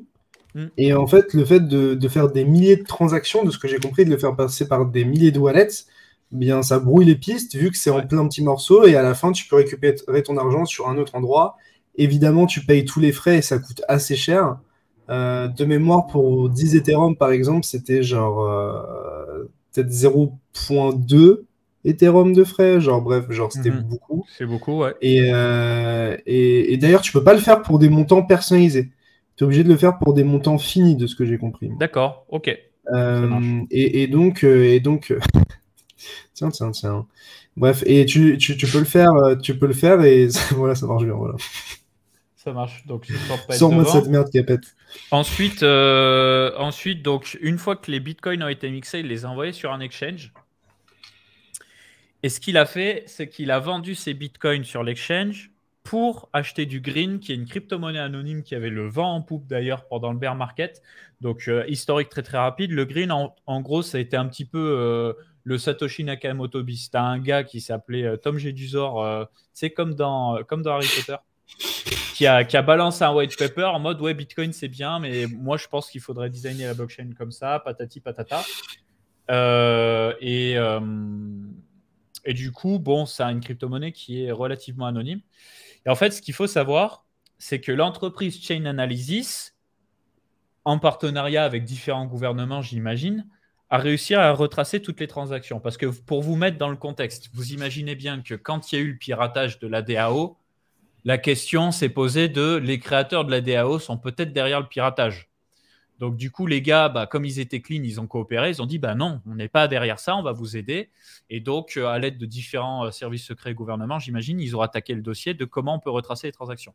Donc, pour vous résumer, Chain Analysis a retracé les Ethereum classiques, les Bitcoins mixés, et ensuite, c'est parti dans un exchange. Ils ont réussi, visiblement, lors de l'enquête, à prendre contact avec l'exchange et savoir, par le biais d'un employé, qu'est-ce qui a été fait des Bitcoins et comment ils ont été vendus pour du green. Et ensuite, on a retracé la transaction green, du coup, et on s'est rendu compte que cette transaction, eh bien, elle pointait sur green.toby.ai, qui est un nœud green de Toby, justement, un hacker autrichien qui est le cofondateur de Tenix, gros. Je sais pas si tu te souviens. J'ai lu l'article, une partie de l'article. En fait, déjà, cette tête, bref. Non, mais c'est lunaire. Genre, le mec, il a lancé une boîte banale, genre derrière, genre en mode au calme. C'est ça. Non, mais en gros, le mec... derrière, en plus, Tenix, ça a été un gros scam d'ailleurs. Ouais. En vrai, quoi qu'on dise, en tout cas, c'est une entreprise qui a pas délivré ses promesses, si je peux le dire gentiment. Ouais. En fait, ce qui s'est passé. Bref, c'est. On va dire les termes. En gros, ce qui s'est passé, c'est qu'ils ont fait un putain de produit. C'est l'ancêtre des cartes crypto.com, Binance, etc. C'est une carte bancaire. C'est OG de fou, genre. C'est une carte bancaire multi-crypto et c'était la première à l'époque à gérer plusieurs cryptos, Bitcoin, Ethereum et le Dash, pour payer via le réseau Visa partout. Et donc, en fait, Tenix, comme toutes les autres cartes crypto, passait par un partenaire qui s'appelait Wirecard. Et quand on était en début de bear market, ce qui s'est passé, c'est que les réseaux Visa, Mastercard, à la demande des régulateurs, ont fait bloquer tout le réseau Wirecard, c'est-à-dire que toutes les cartes bancaires crypto ont été bloquées. Donc les Xapo, les Wirex, les Tenix, tout le monde a été bloqué. Et comme à l'époque, Tenix avait levé 80 millions de dollars et que le marché n'était absolument pas régulé, en fait, ils n'avaient aucune obligation de délivrer finalement. Et donc, ils se sont fait bloquer la carte et puis ils ont changé de business et fin de l'histoire. Donc, du coup, les 80 millions des clients se sont évaporés. Et ce Toby est resté actif dans la communauté crypto jusqu'au bout. Et c'est là où c'est complètement fou. C'est que c'est un OG de la crypto. Il est là depuis le début. Il a même fait des critiques de la DAO. De quoi, pardon? Il était parmi nous, quoi. Il était parmi nous, mais là où il est trop fort, c'est que le mec a critiqué publiquement la DAO d'un point de vue sécurité, et derrière, il les a visiblement piratés. Bon, c'est les gars, c'est vraiment, moi je m'assume, il n'y a pas de souci. Mais c'était pas en mode, genre justement, il l'écoutait pas d'un point de vue sécurité, du coup, il en avait marre, il les a hackés. C'est la théorie qu'on en a, parce que pour le moment, il dément en bloc le fait d'être le hacker, mais bon, constater que la blockchain ne ment pas. Adresses, quoi. Ça part sur ses adresses. Donc, bon, il y a toujours la présomption d'innocence, hein, mais. Mais après, tu vois, peut-être c'est un mec qui a essayé de le faire passer. Enfin. Genre, est-ce que c'est pas possible, genre, d'envoyer une partie des fonds, genre, sur un mec pour en mode lui faire porter le chapeau d'une manière? On le saura. Peut-être s'il y a plein de points qui mènent vers lui, tu vois. Je sais pas. On le saura assez rapidement, de toute façon. Peut-être genre en mode Jacques un truc et puis j'envoie une petite somme chez capetlevray.eth et bonne chance, mon ref. Mais je pense pas que ce soit le cas pour le coup, là. Je pense que. Voilà. Donc. Superbe histoire, The DAO, on parle énormément d'Ethereum aujourd'hui. Voilà, donc voilà. Ensuite, mais Green, c'est de la merde. Genre, comment il a pu sortir autant d'argent comme ça là? Parce qu'à l'époque, il n'y avait pas forcément de confiance pour Monero. Parce que Monero, c'est pareil, hein, c'est du coin mixing, mais au niveau du protocole. En fait, Monero, tu as 3 technologies. Tu as du coin mixing pour l'émetteur de la transaction, tu as du coin mixing pour la personne qui le reçoit, et tu as également un mixing au milieu. Donc, en fait, tu as 3 étapes de mixing. Et je pense qu'un jour ou l'autre, on va être capable de les retracer. Il y a une entreprise, d'ailleurs, je crois que c'est CypherTrace, qui dit avoir été capable de retracer le Monero. Mais on n'est pas capable de savoir si c'est vrai. Moi, justement, pour répondre à MiCrypto et aux autres, si je devais couper tout historique de transaction, j'utiliserais plutôt du Zcash ou d'autres monnaies en ZKP. Hein. Je n'utiliserais pas du Monero. Hein. Je ne ferais pas du mixing. En fait, je tuerais purement et simplement l'historique de transaction. Voilà. Pirate Chain, une nouveauté dessus. Ouais, Pirate Chain, c'est pareil, c'est du ZKP. Pirate, c'est un fork de Komodo, je crois, qui lui-même est un fork de Zcash. Bref, pour la parenthèse. Donc, je prends un outil de merde, comme Coinbase te file. Ouais. Ensuite, donc, guide complet de SpookySwap. Alors ça, je trouve ça vraiment intéressant. C'est un exchange décentralisé multi-chain, mais principalement... Attendez, j'ai des notifications Discord, c'est en train de me rendre fou. Principalement sur Phantom. Et c'est un exchange décentralisé qui a la particularité de très très bien fonctionner et en plus de ça, de proposer des ordres limites dessus. Ce qui n'est pas le cas des autres. Ça, c'est incroyable par contre. Qu'est-ce que j'entends par ordre limite? En fait, c'est simple. Quand tu vas dans Swap, tu peux passer en mode avancé. Voilà, expert mode. Et tu peux avoir directement une AT, un order book. Ça, les autres le font pas. Non, personne ne fait ça. Quasiment personne. Parce que de base, tu peux juste swap au prix actuel. Genre, OneInch tu peux pas dire. Ok, ça marche. Ok. OneInch le fait. Parce que c'est stylé les ordres limites. Enfin, moi, genre, ça me. Bref. Et DYDX aussi, bien sûr. Et bientôt, on va avoir. Mais DYDX, c'est pas la même chose. Hein, c'est pas. Bientôt, pas on va le délire, avoir Osmosis qui va le proposer aussi. Apparemment. Donc ça va être plutôt pas mal. Et pour ceux qui ne le savent pas, il faut savoir que les ordres limites sont proposés grâce à l'outil Gelato. Gelato, qui est un outil qui permet de programmer des smart contracts, en fait. Attends. Gelato, qui fonctionne sur plusieurs blockchains. D'ailleurs, j'ai envoyé la solution aux copains de Krill parce que ça pourrait être pas mal de faire du trading on-chain avec les bots de Krill. Et peut-être que Gelato, ça peut leur simplifier vachement les choses. Voilà, donc je sais qu'ils gèrent pas mal de chaînes Ethereum compatibles. Voilà, donc je vous laisserai regarder le petit guide de Spooky Swap, qui est un superbe exchange décentralisé. En plus, c'est sur Phantom, donc les frais sont quasiment nuls. Moi, je l'utilise personnellement. J'aime beaucoup.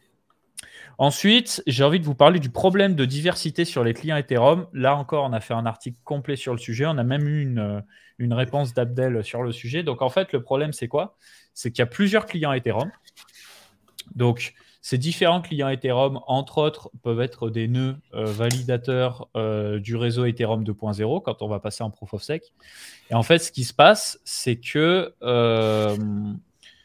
il y a eu une critique de la part de la communauté. C'est qu'en fait, potentiellement, si tu avais le client Prism qui représente 66% du market share des clients Ethereum qui bug, qui plante, en fait, ce qui se passe, c'est que potentiellement, ça peut planter tout le réseau Ethereum une fois qu'on sera en Proof of Stake. Donc ça, ce serait plutôt gênant, étant donné que le Proof of Stake, c'est pour juin 2022. Donc la communauté a envie qu'il y ait plus de diversité dans les clients Ethereum, en commençant par les clients Ethereum utilisés par Coinbase et Kraken, puisque Coinbase et Kraken représentent à eux seuls 78 000 des 296 000 validateurs du réseau Ethereum. Donc, ils pèsent lourd dans la balance. Et donc, ce qui s'est passé, c'est que Kraken et Coinbase ont fini par réagir et dire effectivement, ce serait bien que nous aussi, à notre niveau, on se diversifie pour éviter d'avoir ce problème-là. Donc, il faut que la communauté soit moins stackée sur Prism et un peu plus sur les autres pour éviter d'avoir le problème. Juin, c'est vite dit, même Abdel n'est plus aussi confiant. Ah, bon, peut-être qu'on passera en Proof of Stake au prochain Bull Market en 2024. Clin d'œil. Gros, je te jure, c'est une horreur. J'ai l'impression que tous les jours, on passe en Proof of Stake, mais ça arrive jamais. C'est casse-couille. C'est casse-couille. Voilà. Dernière news, du coup, la Chine qui bannit les collectes de fonds en crypto, donc les ICO, IDO, etc., à mon avis, pour plusieurs raisons. Déjà, pour pas qu'ils aient des entrepreneurs qui deviennent riches trop vite.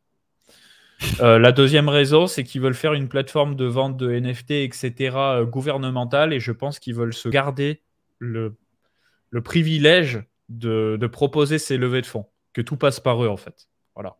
On est vraiment dans du communisme pur et dur. Bref. Voilà. Pour les news. Donc, est-ce qu'on n'irait pas prendre aussi quelques questions dans le chat? On va prendre quelques questions dans le chat. Je me repermets de faire un coup de pub pour la chaîne Coin Academy une deuxième fois. On est bientôt aux 2000 abonnés. J'ai sorti 2 interviews, donc respectivement de Abdel, qui était développeur chez Consensus Key Foundation. C'est un développeur Ethereum qui a participé à EIP 1559, qui a bossé sur plein de blockchains, donc Ethereum, Cosmos, Binance Smart Chain, Polygon, Avalanche, un petit peu Solana, je crois, aussi. Un crack, donc très intéressant. Il nous donne pas mal d'informations. Et deuxième interview, c'est avec Damir, le CTO de Massa, une solution blockchain française, mais pas que, qui n'est pas encore sorti. Et donc, cette fois, on parle de sa vision de la décentralisation, puisqu'ils utilisent du Proof of Stake, qu'ils ont réussi à avoir une vision très proche de la décentralisation pure et dure, dans le sens où c'est très facile de faire tourner un nœud, il ne faut pas du hardware très puissant, ça tourne même sur du Raspberry Pi. Donc, quelqu'un de très intéressant, Damir. Donc, n'hésitez pas à voir les 2 interviews. Voilà. J'ai une coupure de Wi-Fi, genre c'est un miracle que c'est continué de marcher. Que ça continue de marcher, ouais. Je sais pas si tu m'entends bien, mais... Je t'entends très bien. Je t'entends très bien. Okay. De toute façon, vu que j'avais la main, ça a l'air d'aller.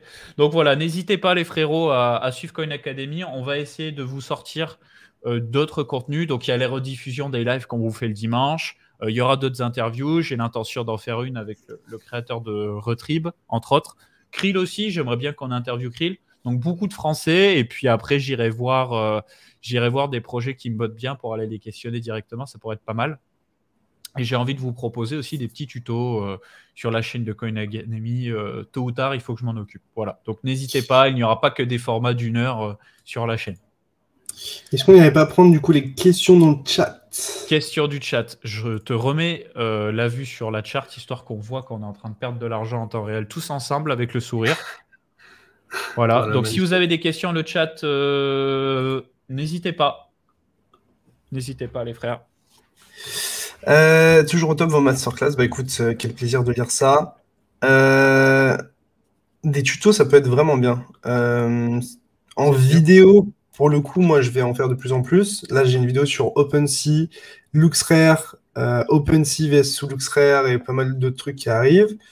Du côté de Capet, je pense qu'il va continuer de tourner ça. Et pour tous les articles qu'on sort sur l'Académie, on va essayer de faire des vidéos de ce côté-là. Il y a quelqu'un qui me demande, est-ce que AAV va aller à 0 ? Je peux faire Pourquoi Je sais pas. Il avait l'air assez négatif sur le coin. Effectivement. Bah, c'est les coins DeFi en général, hein, sushi, tout ça, c'est pas beau. Non, sincèrement, en vrai, j'avais bon espoir sur AAV qui nous sorte quelque chose. Mais pour le coup, il a vraiment pas l'air décidé à ça. C'est-à-dire qu'on fait constamment des sommets de plus en plus bas et des creux de plus en plus bas. Donc concrètement, qu'est-ce que ça veut dire? C'est qu'on casse pas de résistance et on casse des supports. Ce qui est pas vraiment très positif. Après, voilà, je suis pas le meilleur chartiste, mais quand même, je pense qu'on peut soit avoir un canal descendant, un canal baissier, ou justement, si je les tire un petit peu à ma guise et que je veux dessiner, je sais pas, des patterns ou quoi, peut-être que je peux trouver un falling wedge, bref. Donc, voilà, si j'en avais, c'est pas vraiment le moment où, pour moi, j'irai vendre. D'ailleurs, on est en train de dessiner une divergence haussière de l'enfer, hein, puisque en fait le prix fait que des creux de plus en plus bas, alors que sur l'oscillateur ici, on voit qu'on fait des creux de plus en plus haut. Mais encore faudrait-il repasser au-dessus du zéro et arriver à casser des résistances. Donc pour le coup, AAV, j'ai rien de haussier, mais c'est pas l'endroit où j'irai nécessairement vendre. Et un premier signe qui pourrait être positif et qui, moi, me donnerait envie, c'est qu'on repasse au-dessus des $180. Si on arrive à le faire, je pense qu'on aura potentiellement trouvé notre bottom. Mais le problème, c'est que si sur Bitcoin, on est dans une phase qui est baissière et qu'on n'est pas prêt de trouver un bottom tout de suite, je dis bien tout de suite, ça se trouve, on va pousser vers le haut, on aura trouvé notre bottom. Et bien à ce moment-là, si c'est toujours baissier sur Bitcoin, ça me semble un peu compliqué que AAV arrive à faire surface pendant cette phase-là, quoi. Ouais, on m'a posé la question, est-ce qu'on a du Moonbeam? Moi, non. Non. Je continue de le laisser fondre. C'est le GLMR, là, tu sais, qui fond comme du sucre depuis le listing récent. Pour le moment, on a besoin de plus de concret sur Polkadot, puisque tu sais, c'est un layer 1 de l'écosystème Polkadot. C'est très récent aussi, il y a peu d'historique sur le graphique, on descend une ligne droite, j'ai rien pour acheter en fait. Là, concrètement. Moi, je laisse fondre, et si ça fond beaucoup, je finirai par rentrer. Mais là, pour le moment, comme dirait Léo, j'attends d'avoir des structures, j'attends que ça ressemble à quelque chose côté chartiste, j'ai besoin d'historique. Et en plus de ça, le supply dilué est assez énorme. Tu vois, si on commence à vraiment être à l'horizontale pendant une longue phase et commencer à faire des creux de plus en plus haut, tu vois, ça peut être assez intéressant. Jusqu'à maintenant, on n'a eu quasiment aucune phase horizontale. À chaque fois, on finit par tout arracher par le bas. Si on a vraiment une phase où on arrive à se maintenir, pourquoi pas, tu vois. Mais si on continue de prendre les creux et qu'on fait toujours des all-time lows, donc des plus bas historiques, c'est pas très positif. En tout cas, ça me donne pas envie d'en acheter pour l'instant. Pensez-vous du DOT? Tout ce qui est écosystème Polkadot, je l'ai dans le viseur. C'est-à-dire, comme le dit très bien Léo, tant que Bitcoin ils font, c'est compliqué de s'exposer beaucoup aux alts. Disons que c'est ballsy, c'est jouer à contre-courant. Et j'aime pas trop jouer à contre-courant pour me dire ouais, je suis le plus fort, je prends des risques et après, potentiellement, je fais du x5. Je préfère valider des x2, des x3 plutôt que jouer au cours. D'un point de vue technique, sur DOT, par contre, du coup, concrètement, on continue dans cette tendance baissière, toujours des sommets de plus en plus bas et des creux de plus en plus bas.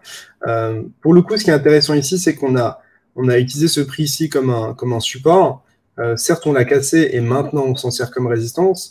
Mais si on était amené à repasser au-dessus de cette zone-là et dessiner une structure, eh bien, je pense qu'on aurait trouvé un double bottom et on aurait un risk-reward assez intéressant. Parce que concrètement, si on a un support qu'on le casse qui sert de résistance et qu'à un moment on repasse au-dessus, ça montre qu'on n'arrive plus à pousser plus bas, que les acheteurs n'ont plus assez de force, de momentum pour eux. En plus, on a une trendline qui est assez... j'ai fait aucun effort, mais je pense qu'elle est assez visible. Ici, on a pas mal de points de contact. Donc voilà, si jamais on commence à continuer vers le bas et repasser au-dessus, à ce moment-là, on dessinerait une belle structure, un beau W, sachant que je pense que si on regarde sur le momentum, tu vois, genre typiquement ici, au moins sur le RSI, on fait des creux de plus en plus haut, alors sur le prix, on fait des creux de plus en plus bas. Voilà, faudrait passer au-dessus d'ici pour valider la divergence, un truc comme ça. Mais ça peut être pas mal, même en 3 jours. Tu vois, en 3 jours, le prix fait tout le temps des creux de plus en plus bas. Sur l'oscillateur, il fait des creux de plus en plus haut. Et d'ailleurs, ce qui est assez intéressant, c'est qu'on est repassé au niveau du 0, donc au-dessus d'ailleurs du 0. Et donc, on a validé cette divergence. Donc là, en gros, on a validé une divergence haussière 3 jours. Mais ce qui est intéressant comme mot de point pour prendre le trade, ça va être la localisation et la structure. Pour l'instant, on n'a pas la structure. Pour autant, on a la localisation. Donc, en soi, on a localisation plus divergence. Et là, si on a une structure potentiellement rentrée avec potentiellement une entrée, si on valide genre un W comme ça, un stop sous ce creux-là, et derrière, viser au moins ici ou un peu plus haut. Et à ce moment, on aura un beau risque-reward. Je coupe 2 secondes. Attends. Ouais. Je vérifie. J'ai du mal à y croire carrément. D'accord. Il y a David Lafarge qui m'a host.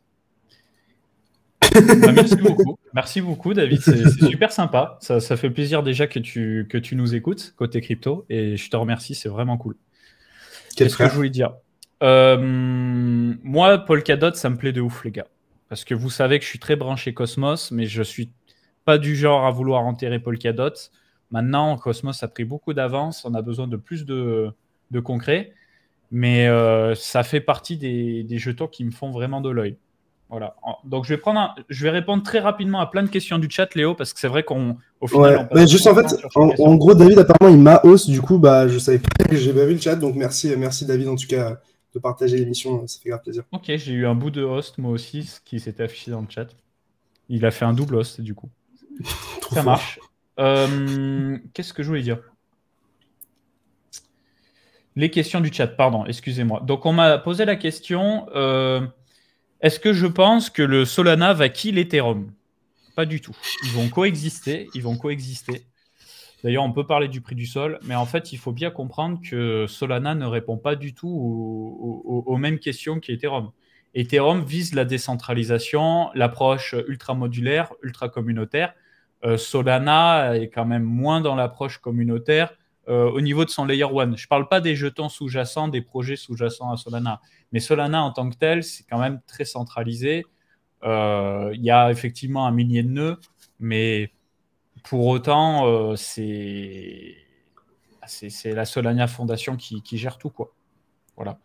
Donc, moi, personnellement, on arrive sur une zone... c'est différent. Du côté technique, on arrive sur une zone de rechargement, c'est-à-dire si on prend tout le cycle, vraiment sur toute l'année 2021-2022, on a retracé quasiment 70% de la hausse, donc c'est vraiment l'endroit où on va commencer à avoir de l'intérêt du côté des investisseurs et des acheteurs qui veulent défendre la tendance haussière de fond. Et pour l'instant, je ne le retranscris pas dans le prix, mais l'impression que j'ai personnellement, c'est que tout le monde crache sur Solana. Tout le monde est en mode c'est de la merde, surtout sur Twitter. Sur Twitter, il y a plein de gens que je trouve assez pessimistes sur Solana. Et je sais pas pourquoi, mais je sens que ces personnes qui crachent sur Solana vont soit en reparler quand on aura pris plus 100%, soit ne plus jamais en reparler ou continuer de cracher dessus. Tu vois. Donc, voilà, le moment où on parle plus d'un coin, c'est sûrement le moment où il faut s'y intéresser, si c'est un gros coin avec du fonda qui est là pour rester. Ouais. Et pour le coup, Solana, c'est le cas. Donc, encore une fois, j'ai rien qui me permet d'acheter actuellement, si ce n'est la localisation, et à ce moment-là, ce serait un investissement et pas un trade. Mais Solana, je me décourage pas dessus. Je sais pas, j'ai l'impression que pour l'instant, j'ai rien, mais je sais pas, j'ai un sentiment que tu vois, c'est un peu comme Ethereum à $200. Tu sais que c'est un banger, tu sais que c'est un banger, mais tout le monde perd espoir à ces prix-là. Ouais, c'est ça. Non, mais après, bon, c'est juste qu'on s'est fait calmer dans le sens où il a vraiment beaucoup bugué. Que les, on était à notre prime au Portugal ici, c'est ouais. ça me termine. Que les jetons sous-jacents ont fait des performances qui sont minables. Il n'y a pas d'autre terme, hein, c'est du minable. Et que c'est pas la vision décentralisée absolue. Mais c'est une bonne blockchain. Moi, je continue de dire que c'est une bonne blockchain. J'en ai toujours, j'y crois toujours. Mais je sais à quel point le marché a la mémoire très très courte et que potentiellement aussi ça peut continuer de baisser dans le sens où qu'est-ce qui a fait que Solana ça a pété pendant toute une année, c'est qu'il y a eu plein de projets, les gens étaient dans les étoiles, ils étaient hype à fond, on n'avait pas eu de gros problèmes et là on a eu enchaînement de gros problèmes.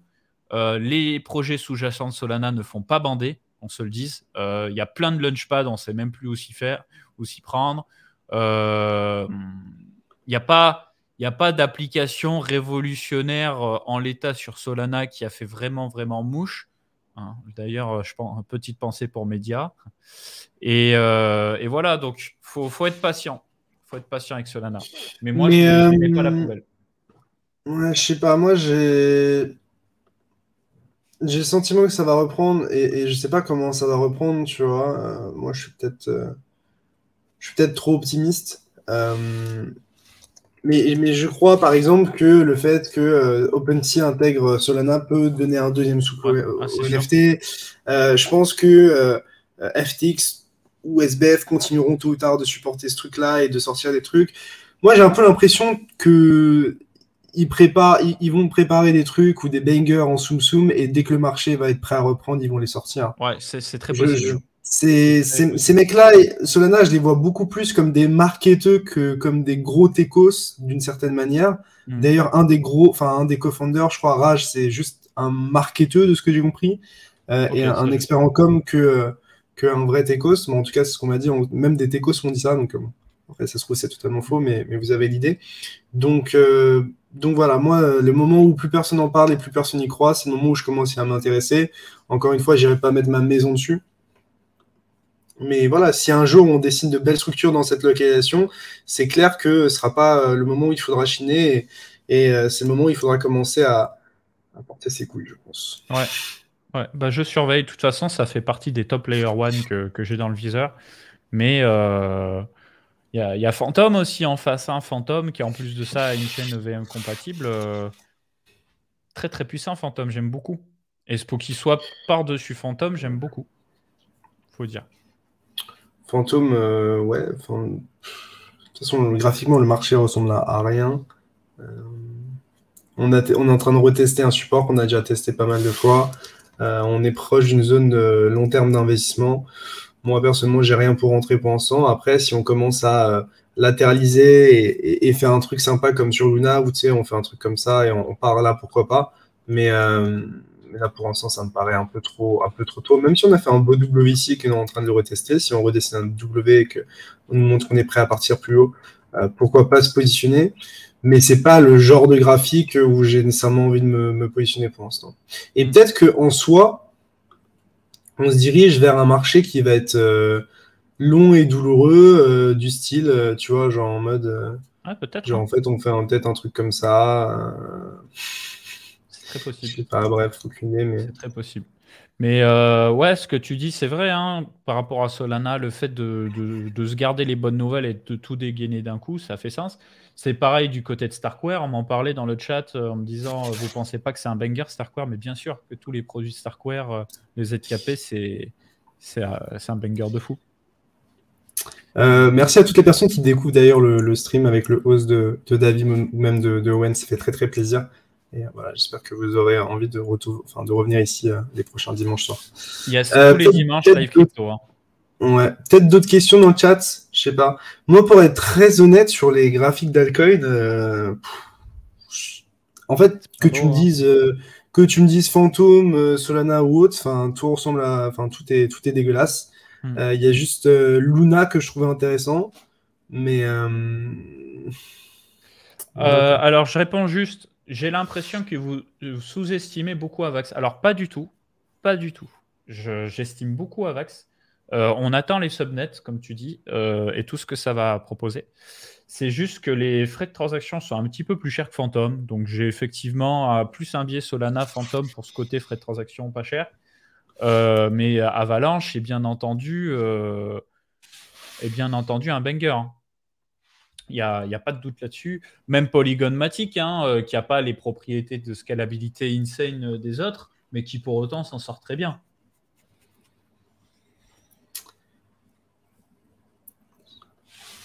Ouais, je sais pas trop de questions très intéressantes dans le chat pour être honnête.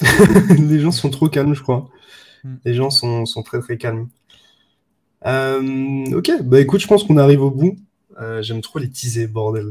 Je peux pas m'en empêcher, je suis désolé. C'est une maladie. Il n'y a pas de souci, tu fais ton taf. Bref, bah écoutez, en tout cas c'était un bon live. Je pense qu'on aura parlé de plein de choses, dont la technique. Et d'ailleurs, je suis content qu'on ait fait un petit point sur la technique. C'était assez important. Nous, on continue à couvrir l'actualité, le fonda, tout ça tous les dimanches. Ça change pas.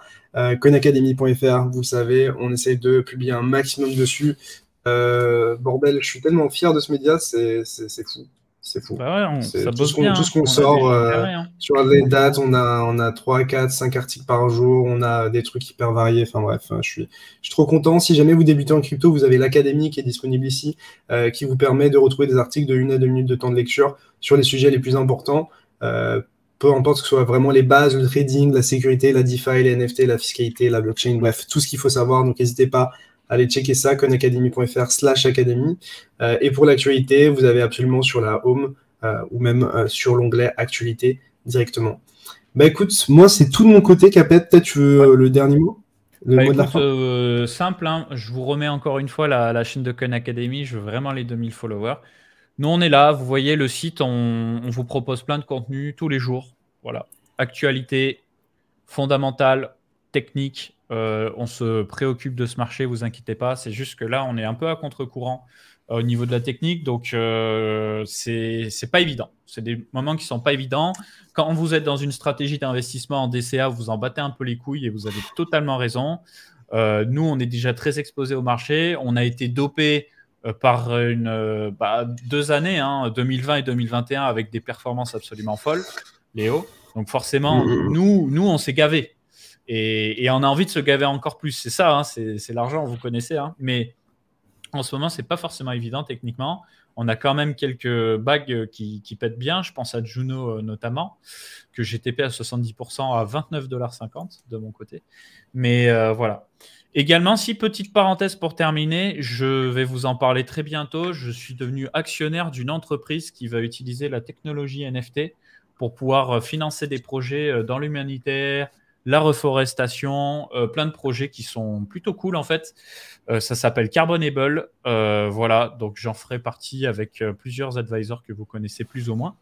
Et ça me fait très très plaisir de mettre au profit la technologie NFT et les crypto-monnaies pour faire avancer des choses dans le bon sens sur cette petite planète. Voilà, donc ça fait une grosse outro, Léo. Mais voilà. N'hésitez pas à vous abonner à la chaîne de Coin Academy également.